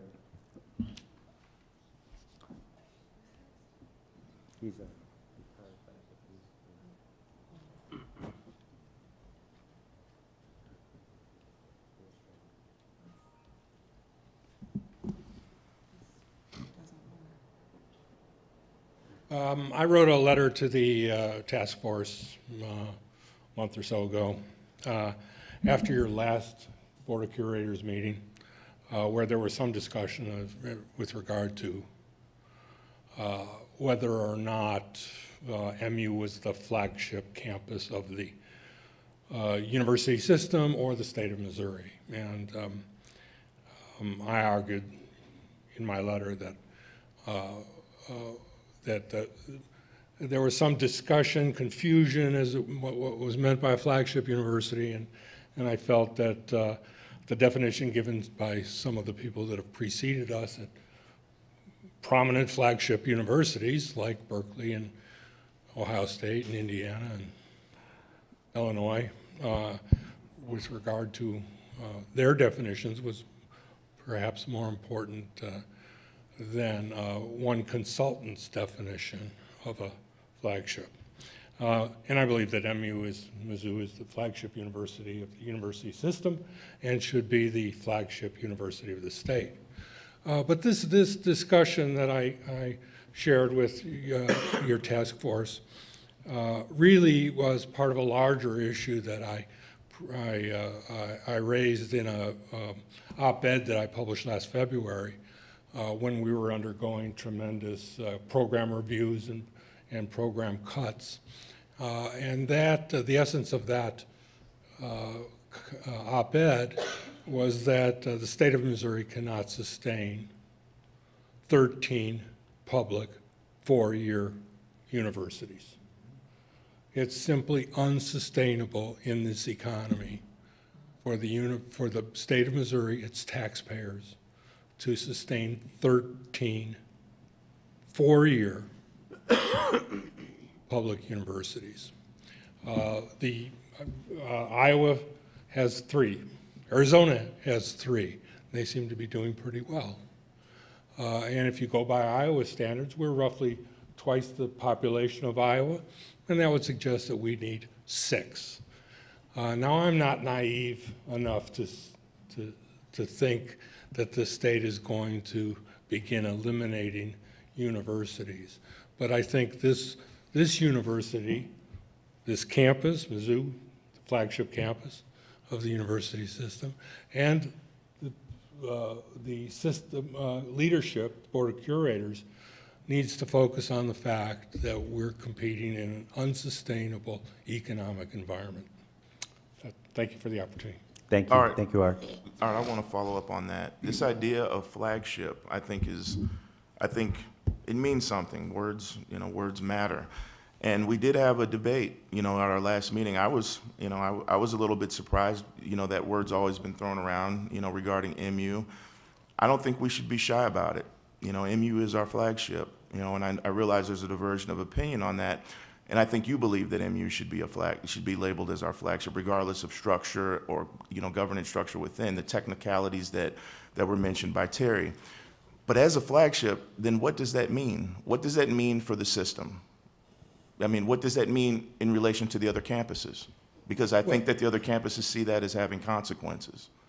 Well, I think it has consequences. I think, you know, I think the state of Missouri needs a flagship campus where students, our children, can aspire to attend if they have the motivation, they have done the hard work, and they have the competence and abilities. Certainly, UMSL, UMKC, S&T, they have unique roles in the state. There's no question about that. But as a comprehensive university, the state of Missouri needs a flagship campus that will attract its finest students so they stay in Missouri and not seek such institutions out of state. That's my position. Art, I appreciate very much your willingness to talk. I appreciate your op-ed piece. And actually, we always want to agree with things, but I gave a speech in 1982 when I retired from the legislature saying that Missouri could not sustain 13 four-year colleges.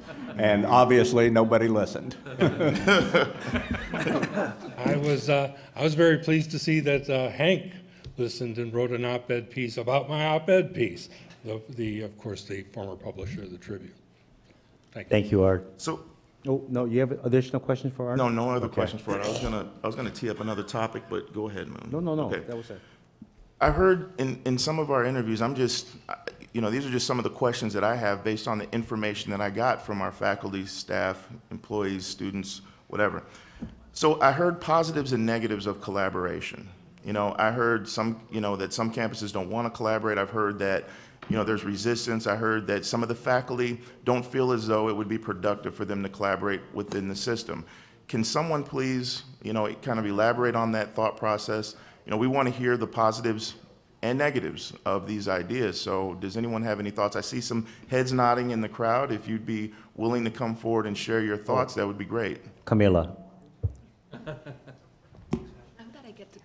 So from a collaboration perspective and from a faculty perspective, I don't think, again, that there are faculty that do not want to collaborate. I think that collaboration is not always rewarded correctly, or we do not have in our CRRs and in our promotion and tenure guidelines clear space for collaboration. I do science, so nowadays science is not something that is done by one person. You see papers out there with 20 authors.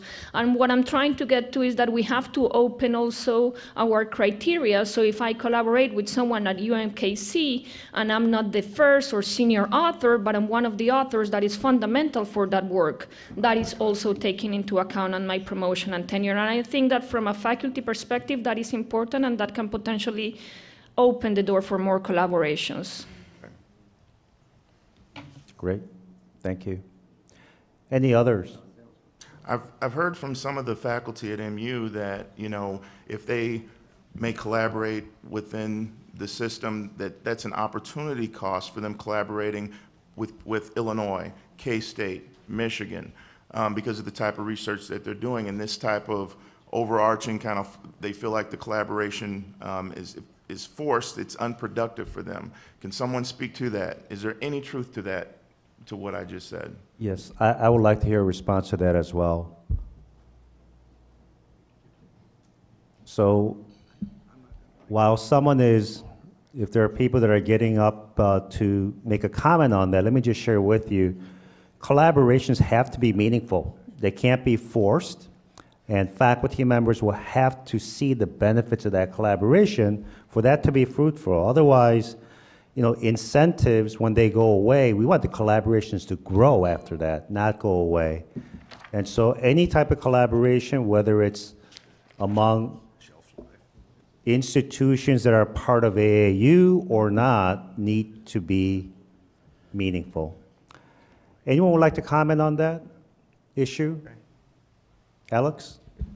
I would actually just echo what you said, and that is, when we're trying to compete at the national level for research dollars, you try to build the best team you can to go after those opportunities. And that team, depending on your strengths, could be anywhere in the country and in the world. And it's exactly what you said. You have to think about what is that benefit of that collaboration. There are times when the collaboration might be most beneficial for people at Mizzou, for example, to be working with people at S&T. There are other times when that may not be the case, and that they might have to go out to Illinois or Iowa or somebody else. We just have to realize that many times the decisions are made on trying to be as competitive as you can to win awards that are pretty competitive. I would like to add to that, if that's okay, Chancellor Cartwright and President Choi, over here, that this repeated theme of wanting to collaborate but incentives not being aligned to encourage more collaboration, I think is something that as a board or as a system or on each campus needs to be really thought about, that we're incentivizing our faculty in a way that makes them hungry to collaborate. And let me throw this out there. Alex, you made a comment yesterday. How many millions of dollars did you generate in funding when you were, please tell that story. Did you need incentives to do it? So collaboratively, I mean, I'd have to add it all up, but it was, it was tens of millions in a matter of about a 20-year career. That was collaboratively with a lot of different people. No, the incentive was a drive towards wanting to do the best research and scholarship that you can do. And certainly, the enjoyment of actually doing something that was meaningful. You have to, however, people have to be rewarded for those efforts. And I felt that I was rewarded tremendously during my time at Buffalo, and financially. So I think there is that incentive that in our tenure and promotion processes, it has to be recognized the importance of collaboration in a world now where we're moving towards convergent research. And that has to be recognized as an important part of what people are expected to do today.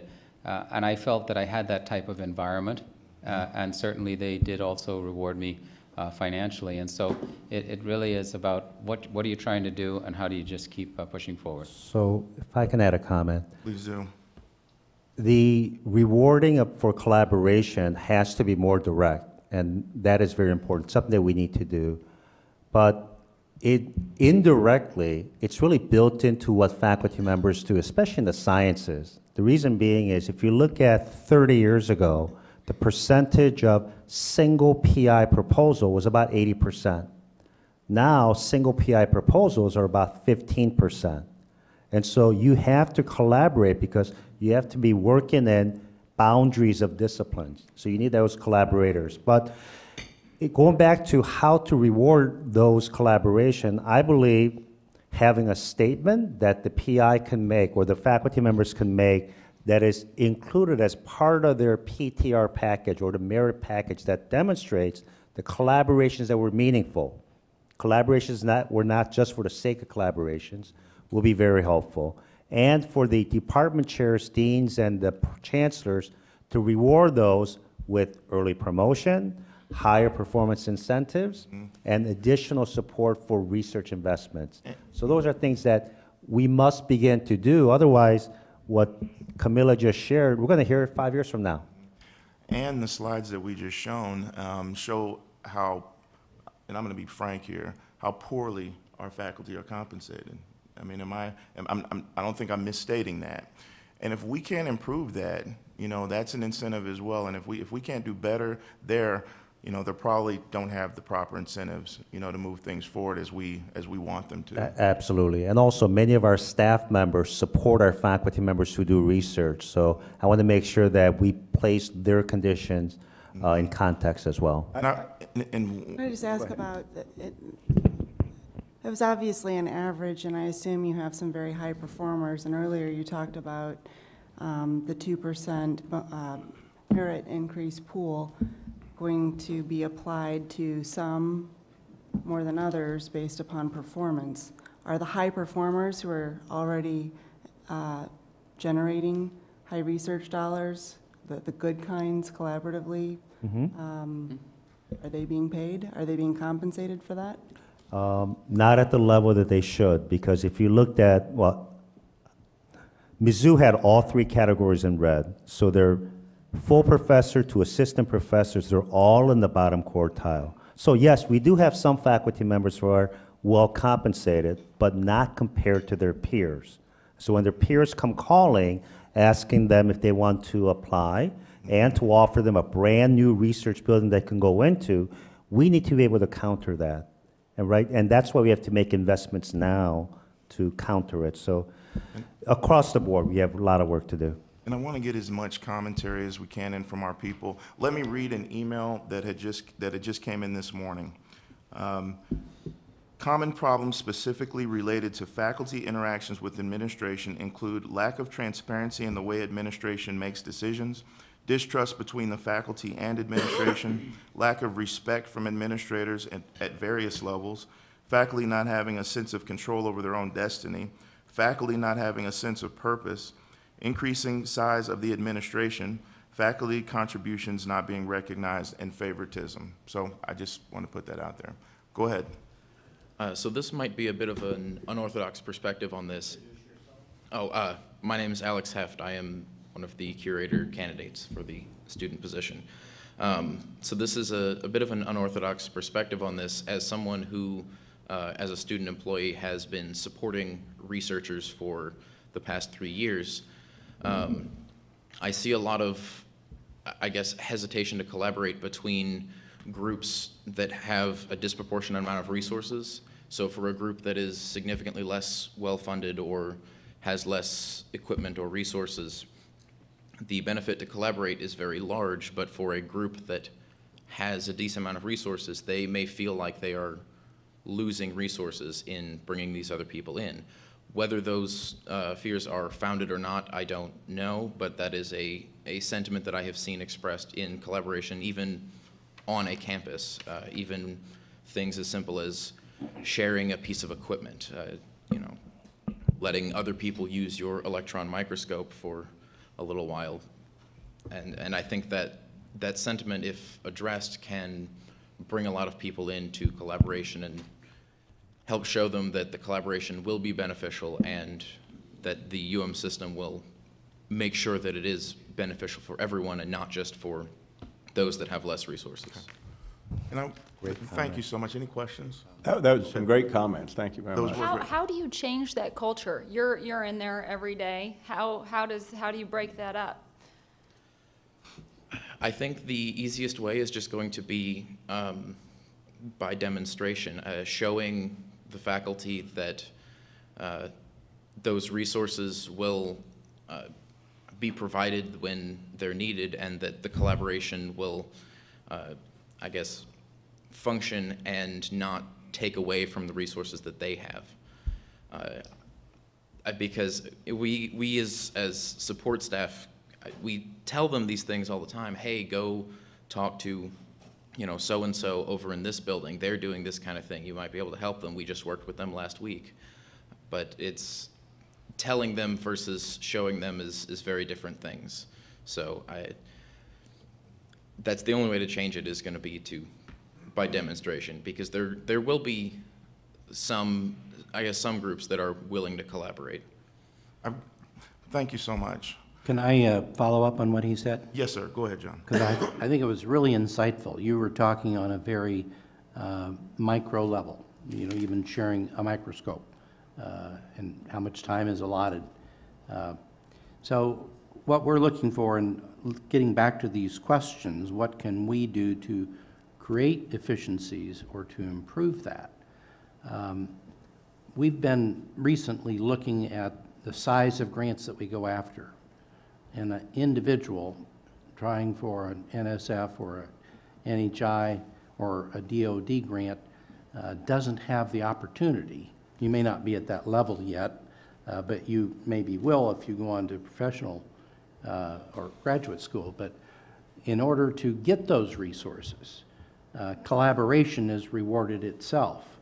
And I think that our having this discussion is to ferret out whether the campuses and whether the experienced researchers are prepared to go after bigger projects in a collaborative fashion. First of all, do you think that that would be possible if you recognize that much more research could be brought in if there were collaboration? And before you answer that, I want to say to the audience, this is your opportunity. These comments are being,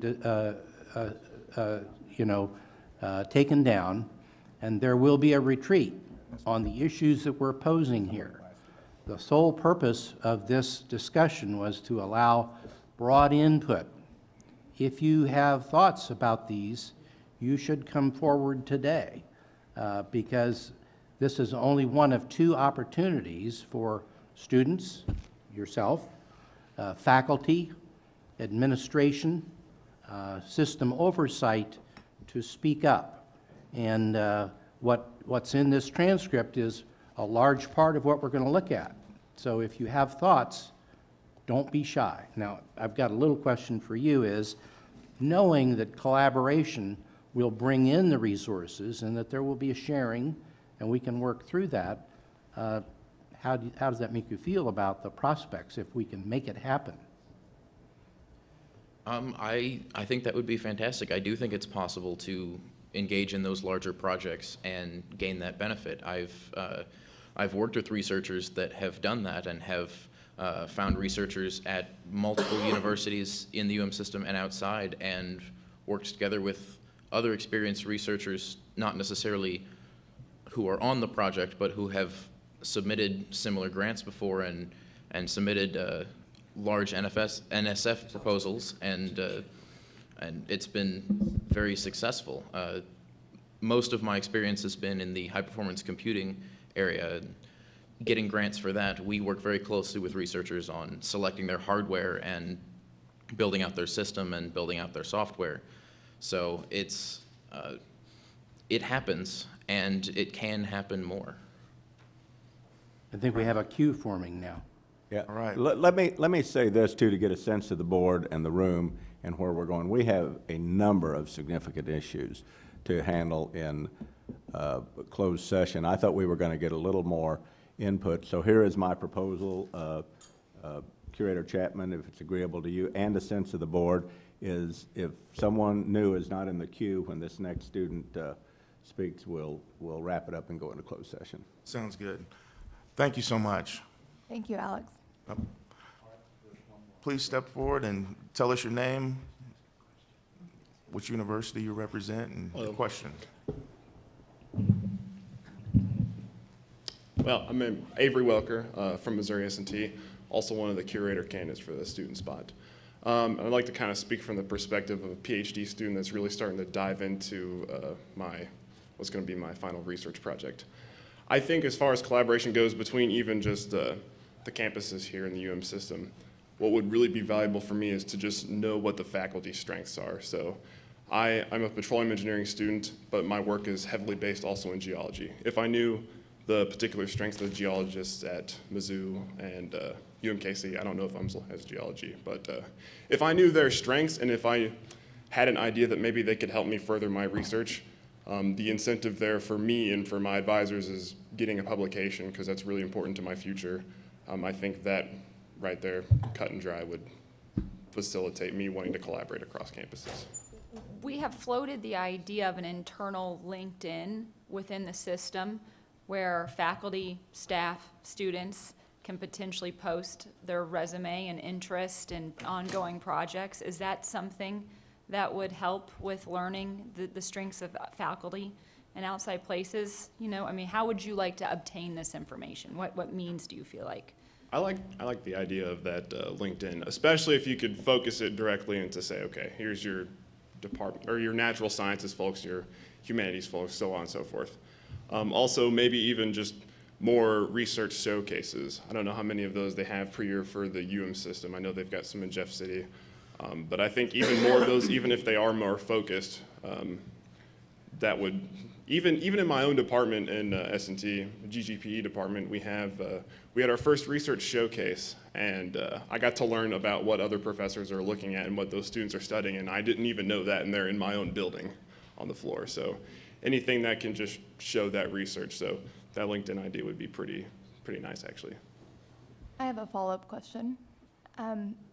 So I've not been part of a degree program that's done a lot of academic research past a certain field. And so there hasn't been many opportunities for me personally to find collaboration. So in the fields that require more research, what percentage do you think, or what is the opportunities for students to go out and find that collaboration as opposed to your advisors or faculty sponsors to find the collaboration? So where do you feel that responsibility lies? I think it kind of lies in both the advisor and the student, because I think the advisor needs to set the example of, okay, this is kind of the process in academia that you need to follow. But I also believe that the student needs to take initiative themselves to find out what those strengths are and, you know, find out these potential research partners. Obviously, your advisor is most likely going to have more of a network for you to look at first. But things like going to conferences and just seeing all of the different poster sessions, going to oral presentations, then following up and contacting people afterwards, that can be something you discuss with your advisor too. But I think there's got to be effort on both sides. Thank you, Avery. Okay, thank you. So as we bring this to a close. I'm in the queue. Oh, I'm sorry. Come on, John, please. Oh, my goodness. That's why I was sitting there. So funny. And I just want to say, we've picked up on three or four topics and only had one person really speak on each topic. I'm incredulous that we don't have anybody else that's going to come up and speak their mind. Are we going to have a flagship model university? That was the distinction that was made when our consultant spoke. Everybody okay with that? It's a different model than we've followed, even though we've used small f flagship. Are we going to have any incentives for collaboration? We've just scratched the surface. Nobody has any thoughts on that? Because if not, you're going to have this board making some decisions without your input. Now, there's some provosts, and there are other people out there that I know have opinions, and your opportunity is about to float away. People afraid to talk? Oh, you're back? No, you're... Well, we've got one more placeholder, and then we've got other business to move on to. It's a little scolding to the audience and those that didn't even come today. So on the topic of, I guess, our governance model, flagship or otherwise, in general, I would favor a standardization over centralization. To kind of expand on that clarification is the standardization means that the experience at each of our universities needs to feel the same without that experience being dictated. So as a system, we decide that this is how we want the experience to be, this is what we want the students to do and how we want them to interact with the university, and it should feel the same on each of the campuses. If I transfer from S&T to MU, I should register for classes in a similar fashion. I should work with my instructors in a similar fashion, but that system doesn't necessarily need to be entirely system-wide. So it's, I think that it was discussed earlier of, I forget how they said it, but it was, I guess, providing the central system without dictating what goes on it. I think that was in relation to online classes, but I think that can be applied to many of the topics we've discussed. Okay. Thank you so much. Rick? Thank you. Out of respect to the board and to my peers, I want to make a comment. I know that the CFOs are back in the crowd, kind of wondering, you know, to come up and speak or not. So I'm going to attempt to speak for all of us, but get a view out. I think we're a little hesitant to speak because I know we all feel like we have a significant amount of influence in these issues. But I think we do have opinions.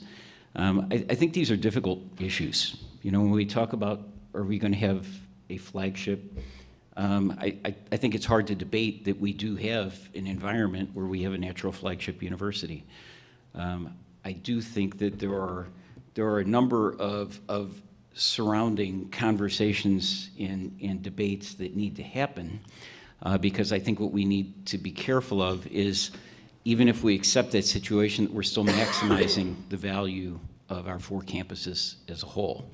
And I think there's a number of ways to do that. We can all operate independently to maximize our own value. We can act as a system to make sure that we're doing that. And I don't think those are mutually exclusive, that we can have a flagship, yet we still make sure that we're not diminishing the value or not optimizing the value of each of the individual campuses. I think the same goes to some of the other issues that you addressed, like online. You know, there's a number of ways to handle an online model. They come with trade-offs. You know, we can make the predominant players of the campuses, we can put them in a better position. We can take the others and put them in a slightly worse position. But perhaps if we're maximizing the value of all of us together, maybe it doesn't matter. Maybe there's a redistribution of income across campuses or of the performance metrics, and we may measure ourselves a little bit different way, but we know that in total we're maximizing the value of the system. I think that needs to be the goal. I think we need to look at each one of the campuses and understand what their strengths and their contributions can be, but then use them in a way that as a portfolio we're actually providing the most value and the most strength that we can as a university. I will weigh in on the online. I think that the one thing, regardless of the model that we choose, I think that what any organization in a competitive environment needs to understand or needs to recognize is that you need to have a lot of respect for your customer base. I know there are a lot of preferences among administrators to faculty all the way through the organization about quality of product, desire to get into the market space, whether it's saturated or not. And I think those are all very good discussions and interesting debates. But I think that the thing that we need to recognize too is, where is the customer base going? And if the preference is to be online, then maybe we need to address questions differently. So maybe instead of taking for granted that an online course is a lower quality, not saying that it is, but maybe the question we need to be asking is, how do we make an online course the same experience that we would a face-to-face course, and then or better, yes, and then be able to capture the customer intent and direction that they're going. I don't think any of these questions can really be resolved in a short conversation. I think they take a lot of study and a lot of participation by groups. So I don't need to take more time, but I wanted to make a comment for the CFOs. Rick, if I could comment, and I appreciate it. I want to make sure I understand, because I believe I agree with you. You are suggesting that perhaps we should be trying to maximize the system, meaning all 4 campuses, and its value to the state of Missouri. Did I hear that right? Over each individual campus trying to maximize their position. Did I? I believe that to be true. And I do too, but it's fairly provocative in a university setting. Yeah, I don't think that means we have to take any of the campuses in an undesirable direction, but I think if we together recognize what our strengths and contributions can be, and we let we let the flagship be the flagship and encourage whatever we can do to strengthen and maximize the output of that campus, but at the same time recognize that we've got 3 other campuses as well. And I don't think the approach can be to pay attention to any one or two or three and not understand what the impact is to the others. But I do think as a group, as a board, and I think us as a group of leaders, I think the best situation for all of us is to make sure that when you look at the performance of all four pieces together, that we're maximizing the capability that we have as a group. And can I make one more just suggestion, not just for you, but for everybody to think of, because these decisions are going to be made? There has been a myth, I believe, which many people in higher ed will dispute, of innovation through independence. And I remember having some conversations with some higher ed leaders, Charles McLean, who's now deceased, but a great higher ed leader, a true innovator in this state, told me that the problem with higher education is that they all gravitate to the same innovation, which isn't really innovation, and that campuses all want to do the same thing. And we've seen this not just on our 4 campuses in the system, but at campuses throughout this state. Everybody wants to grab their piece of the pie instead of letting each institution be unique. And while we hear about unique strengths, what we have done is seen most campuses actually try to be the same campus. And I believe that we can actually innovate better by some sort of not authoritarian decision-making, but at least some sort of centralized decision-making or coordinated decision-making where we can direct the most resources to the right campus for the right project and allow them to innovate. I'd like to have your reaction to that. And you don't have to agree with me, because nobody else does. Well, you agreed with me, so I probably owe you one, so I'll agree back. But I do think that I do think that there is a very unique opportunity that we have as a set of 4 campuses. And again, you can drive this into any one of these discussions, but I'm going to drive it back to online just because I think it's easy to see. There is a lot of competition and a lot of players out in the online space. And I think sometimes we view that as being a deterrent for jumping in a bigger way. But I think one of the things that when you talk about in the 2 heads are better than 1 model, I think that when you look at the strengths that we could have when we combine forces as the 4 campuses, if we would choose to go after the online space, there are a lot of players out there, but I don't think there are many that could compete with us. I mean, the strengths that we have as a group of campuses could be just incredible. And I would challenge, as an SEC university, and I would challenge the other major universities out there to be able to take us on. You know, I don't think there's anything we can't do if we work together and pull in the same direction. And I think we can definitely be stronger if the 4 of us are pulling together than if we're all 4 pulling individually. And I think you can take that to online or to any of the other myriad conversations that you're having. I appreciate it. Thanks, Rick. Thank Barb? you. Well, since I respect Curator Phillips so greatly, and I saw the eyes in the word provost, I do want to recognize that I think a fair number of us who are administrators of the university campuses were quiet back there because we wanted to listen. But I'll take the call out. And I also recognize I am a member of the university task force. So I also think that, as Rick said, I have a place and a position where I can be aired. But I think it's an opportunity to say some things that are important from the perspective of provost. First of all, I think we respect greatly the work that the University Task Force is doing and the goals that we're trying to achieve. But goals is a really important word here. Online is a strategy. A flagship campus is a strategy. Collaboration is a strategy.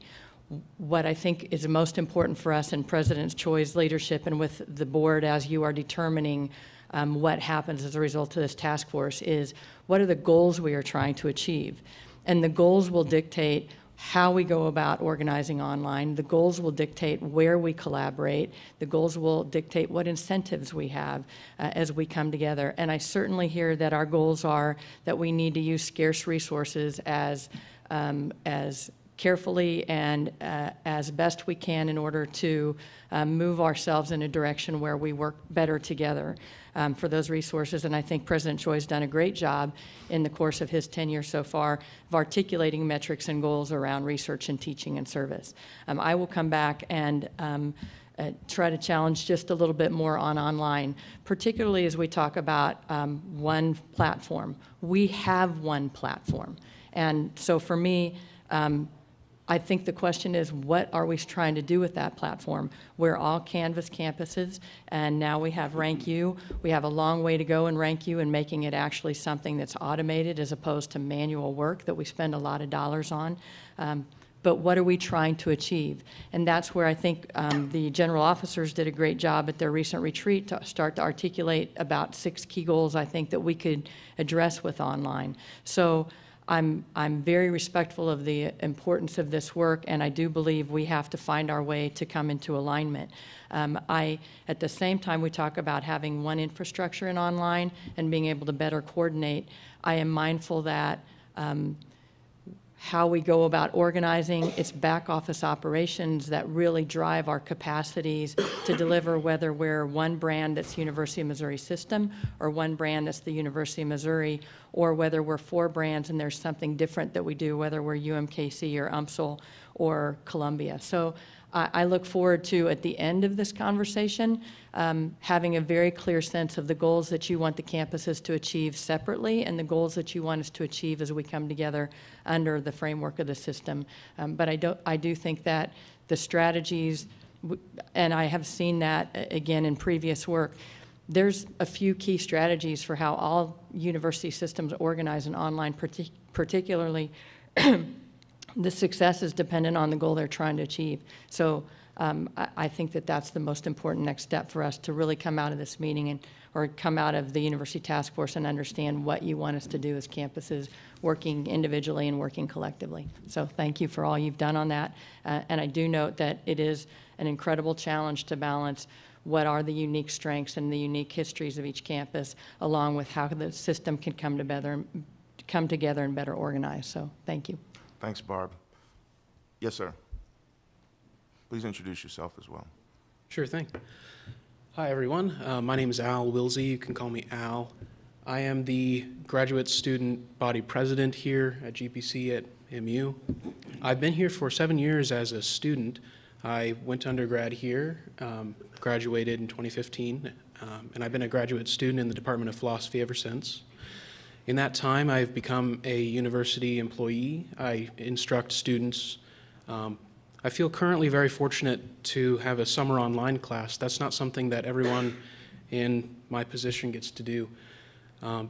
As you all know, being a graduate student, building your portfolio, your resume, your CV, looks really good whenever you can list more and more courses taught on it. And about probably a fifth or a fourth of the students in my department ever get a chance to teach one summer online course. In order to get a summer online course, I have to have the number of students in order for the class to actually take. And that's what gets me to the topic at hand, which was when I actually got to ask my students where they're from and who they are, I was pleasantly surprised this very semester, this summer semester, that several were not from this campus. I'm teaching an online course through Canvas and sending them quiz questions all entirely digitally. I have a discussion board that's entirely digital. And I find it fascinating that all these individuals can collaborate on something as awesome as philosophy. But I wouldn't have been able to teach it if I didn't have enough students. And I had to watch the numbers go up and down, worrying whether or not I'd be able to get this experience to teach and put on the CV.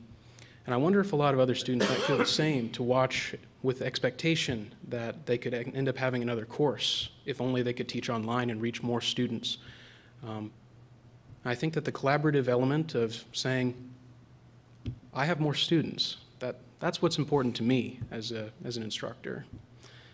So that was a bit autobiographical, and I feel like what I was doing was echoing the points in a more personal way that the previous two speakers have given. So I'll open it up to questions if you have any for me, but otherwise I'll just skedaddle. Great comments. Any questions?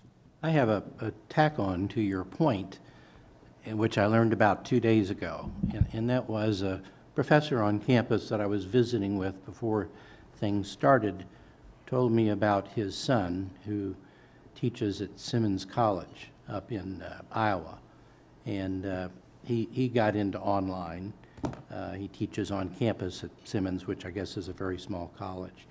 But he has an online course where he has, I think, 177 students. He does it in a way that he can do that economically, and he earns 3 times his salary as a professor, assistant professor, on his online course. And one of the things that we will have to think through is, in incentivizing, how do we do that? There are incentives currently, at least on the MU campus, which I learned 2 nights ago, not last night, the night before, where it's a 60-40 split, that it doesn't run through the normal channels, but I think 60% is currently given on the MU campus in some disciplines. For someone who successfully completes online, 40% goes to the department, I think, and it doesn't go through the normal channels.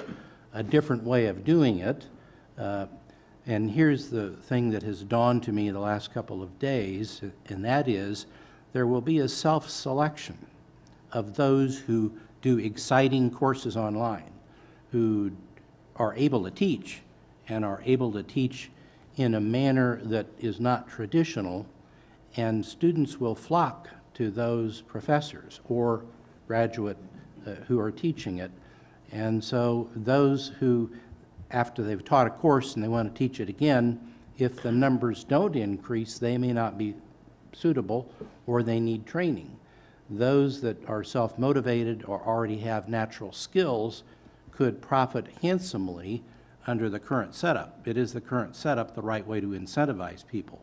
So instead of this being dictated at a system level about this campus is going to teach Chemistry 101 and this campus is not, you may have both of them teach, but they will self-select based on students who will motivate or tend to go toward those campus that, those teachers who are able to do it in a way that creates the kind of excitement that will make online courses as good or better than in person in many disciplines. What do you think about that? Well, I can personally speak to the idea of competition. The summer online course that I'm teaching is medical ethics, and it's the second of 2 that were being offered. The first was not me, I was listed as the second, and the first one was full. Mine was not, as I previously mentioned. I had to watch as it went take, not take, not takes. Enough students, not enough students. I watched that throughout the weeks before the summer semester. So I can speak to that experience of understanding that competition and marketing is definitely important, although I personally lacked the ability to market my own course. I just had to hope. But I also do think that I can speak towards the incentivization aspect as well. We have some, we don't know if it's an abduction or something. Something like that. KCMO. So it's not local. Sorry. Okay. Well, oh, go ahead. Did you have word? Yeah, as far as the incentivization goes, at least at Mizzou, it depends on the number of students you have, which category of incentive you get clicked into. I happen to get just enough students to get clicked into the highest category. And so they have some sort of this pay structure of the more students that you're able to teach, the more money you actually make. But this is sort of a binary as well. I'm only getting summer funds because I have this course, and like I said, 3 times as many people in my home department don't have this opportunity that I do. And so they end up leaving the university to go back home perhaps, finding a second job, someplace that they have that's comfortable. All right. Well, thank you so much. We're just under such a time constraint today. We're going to have to cut it off there. But I would encourage... Can I comment real quick? Yes, Molly, go ahead. Again, this is day 3 for me on the job, so I'm still new to this conversation. But I see a little bit of confusion regarding the terminology of flagship, and I just wanted to offer some thoughts on that. So I would like to differentiate flagship from a mothership, if you would, and I'll offer you some examples of that. So the California system, UC system, has a flagship system. Berkeley is the lead in that, but UCLA is part of that system and is a force to reckon with. So is San Diego, and now Davis and Santa Barbara, and all are emerging. Now, granted, it's a large state, and they need a lot of those, but they all ranked, I would say, now in the top 50 or so of schools. Another big state is Texas, and the two systems there, the UT system, which I would say UT Austin is the flagship, but then there are a lot of others, Arlington, Dallas, and others, that Austin doesn't control, although Austin is at the top in terms of size and I would say excellence. There's another system, the A&M system, which I would say has the mothership, where College Station is the main campus, and they control what happens at all the other campuses, what is taught there, what can be offered, and I doubt if you have heard of any other A&M campuses, really, and they're not anywhere ranked in the top 200, I would say. So even the Maryland system has College Park, but then UMBC, Baltimore County, that used to be unheard of, now is emerging, not just in basketball, but also as a really good school. So I think there's a confusion and some apprehension when the word flagship is used because it means different things to different people. So as you all make your decisions, I think that needs to be clarified. What exactly does flagship mean? Is it just excellence, or are we also talking about command and control? Okay, gotcha. Thank you so much for that. So we're all out of time here, guys. But on the sheets, feel free, there's a blank space at the bottom for you to put comments on and turn those in. There's also an email box or an email address if you'd like to send more comments. The task force will be meeting on July 10th. We'll take the information that we got today, any information that you provide on your sheets or through email, we'll take those into consideration as well as we move forward. We plan on providing at least several, I would say, recommendations on July 26th and 27th at our board retreat. That's the board retreat, correct, Dave? Mm-hmm. Okay, we'll present our recommendations there. The big issue is going to be governance, guys. So if you have any thoughts about that, please send those in. Otherwise, we're gonna move forward with making some decisions on some of these very important issues, or at least making recommendations to the board. It'll be during open session. You'll be free to comment then, but the earlier the better. So thank you so much, and really appreciate all of your input. Anything for the good and welfare of the board. Before I adjourn, we've got a very full executive session. Vice Chairman Chapman is going to call it to order as soon as he has a quorum. That quorum has to include Curators Graham and Phillips. That's the first item up. Pardon? Oh, you're first up. All right. Move to go into executive session. I think we've made that resolution, have we not? Yeah. Yeah, I think we already have. Oh, We're on all right. yesterday.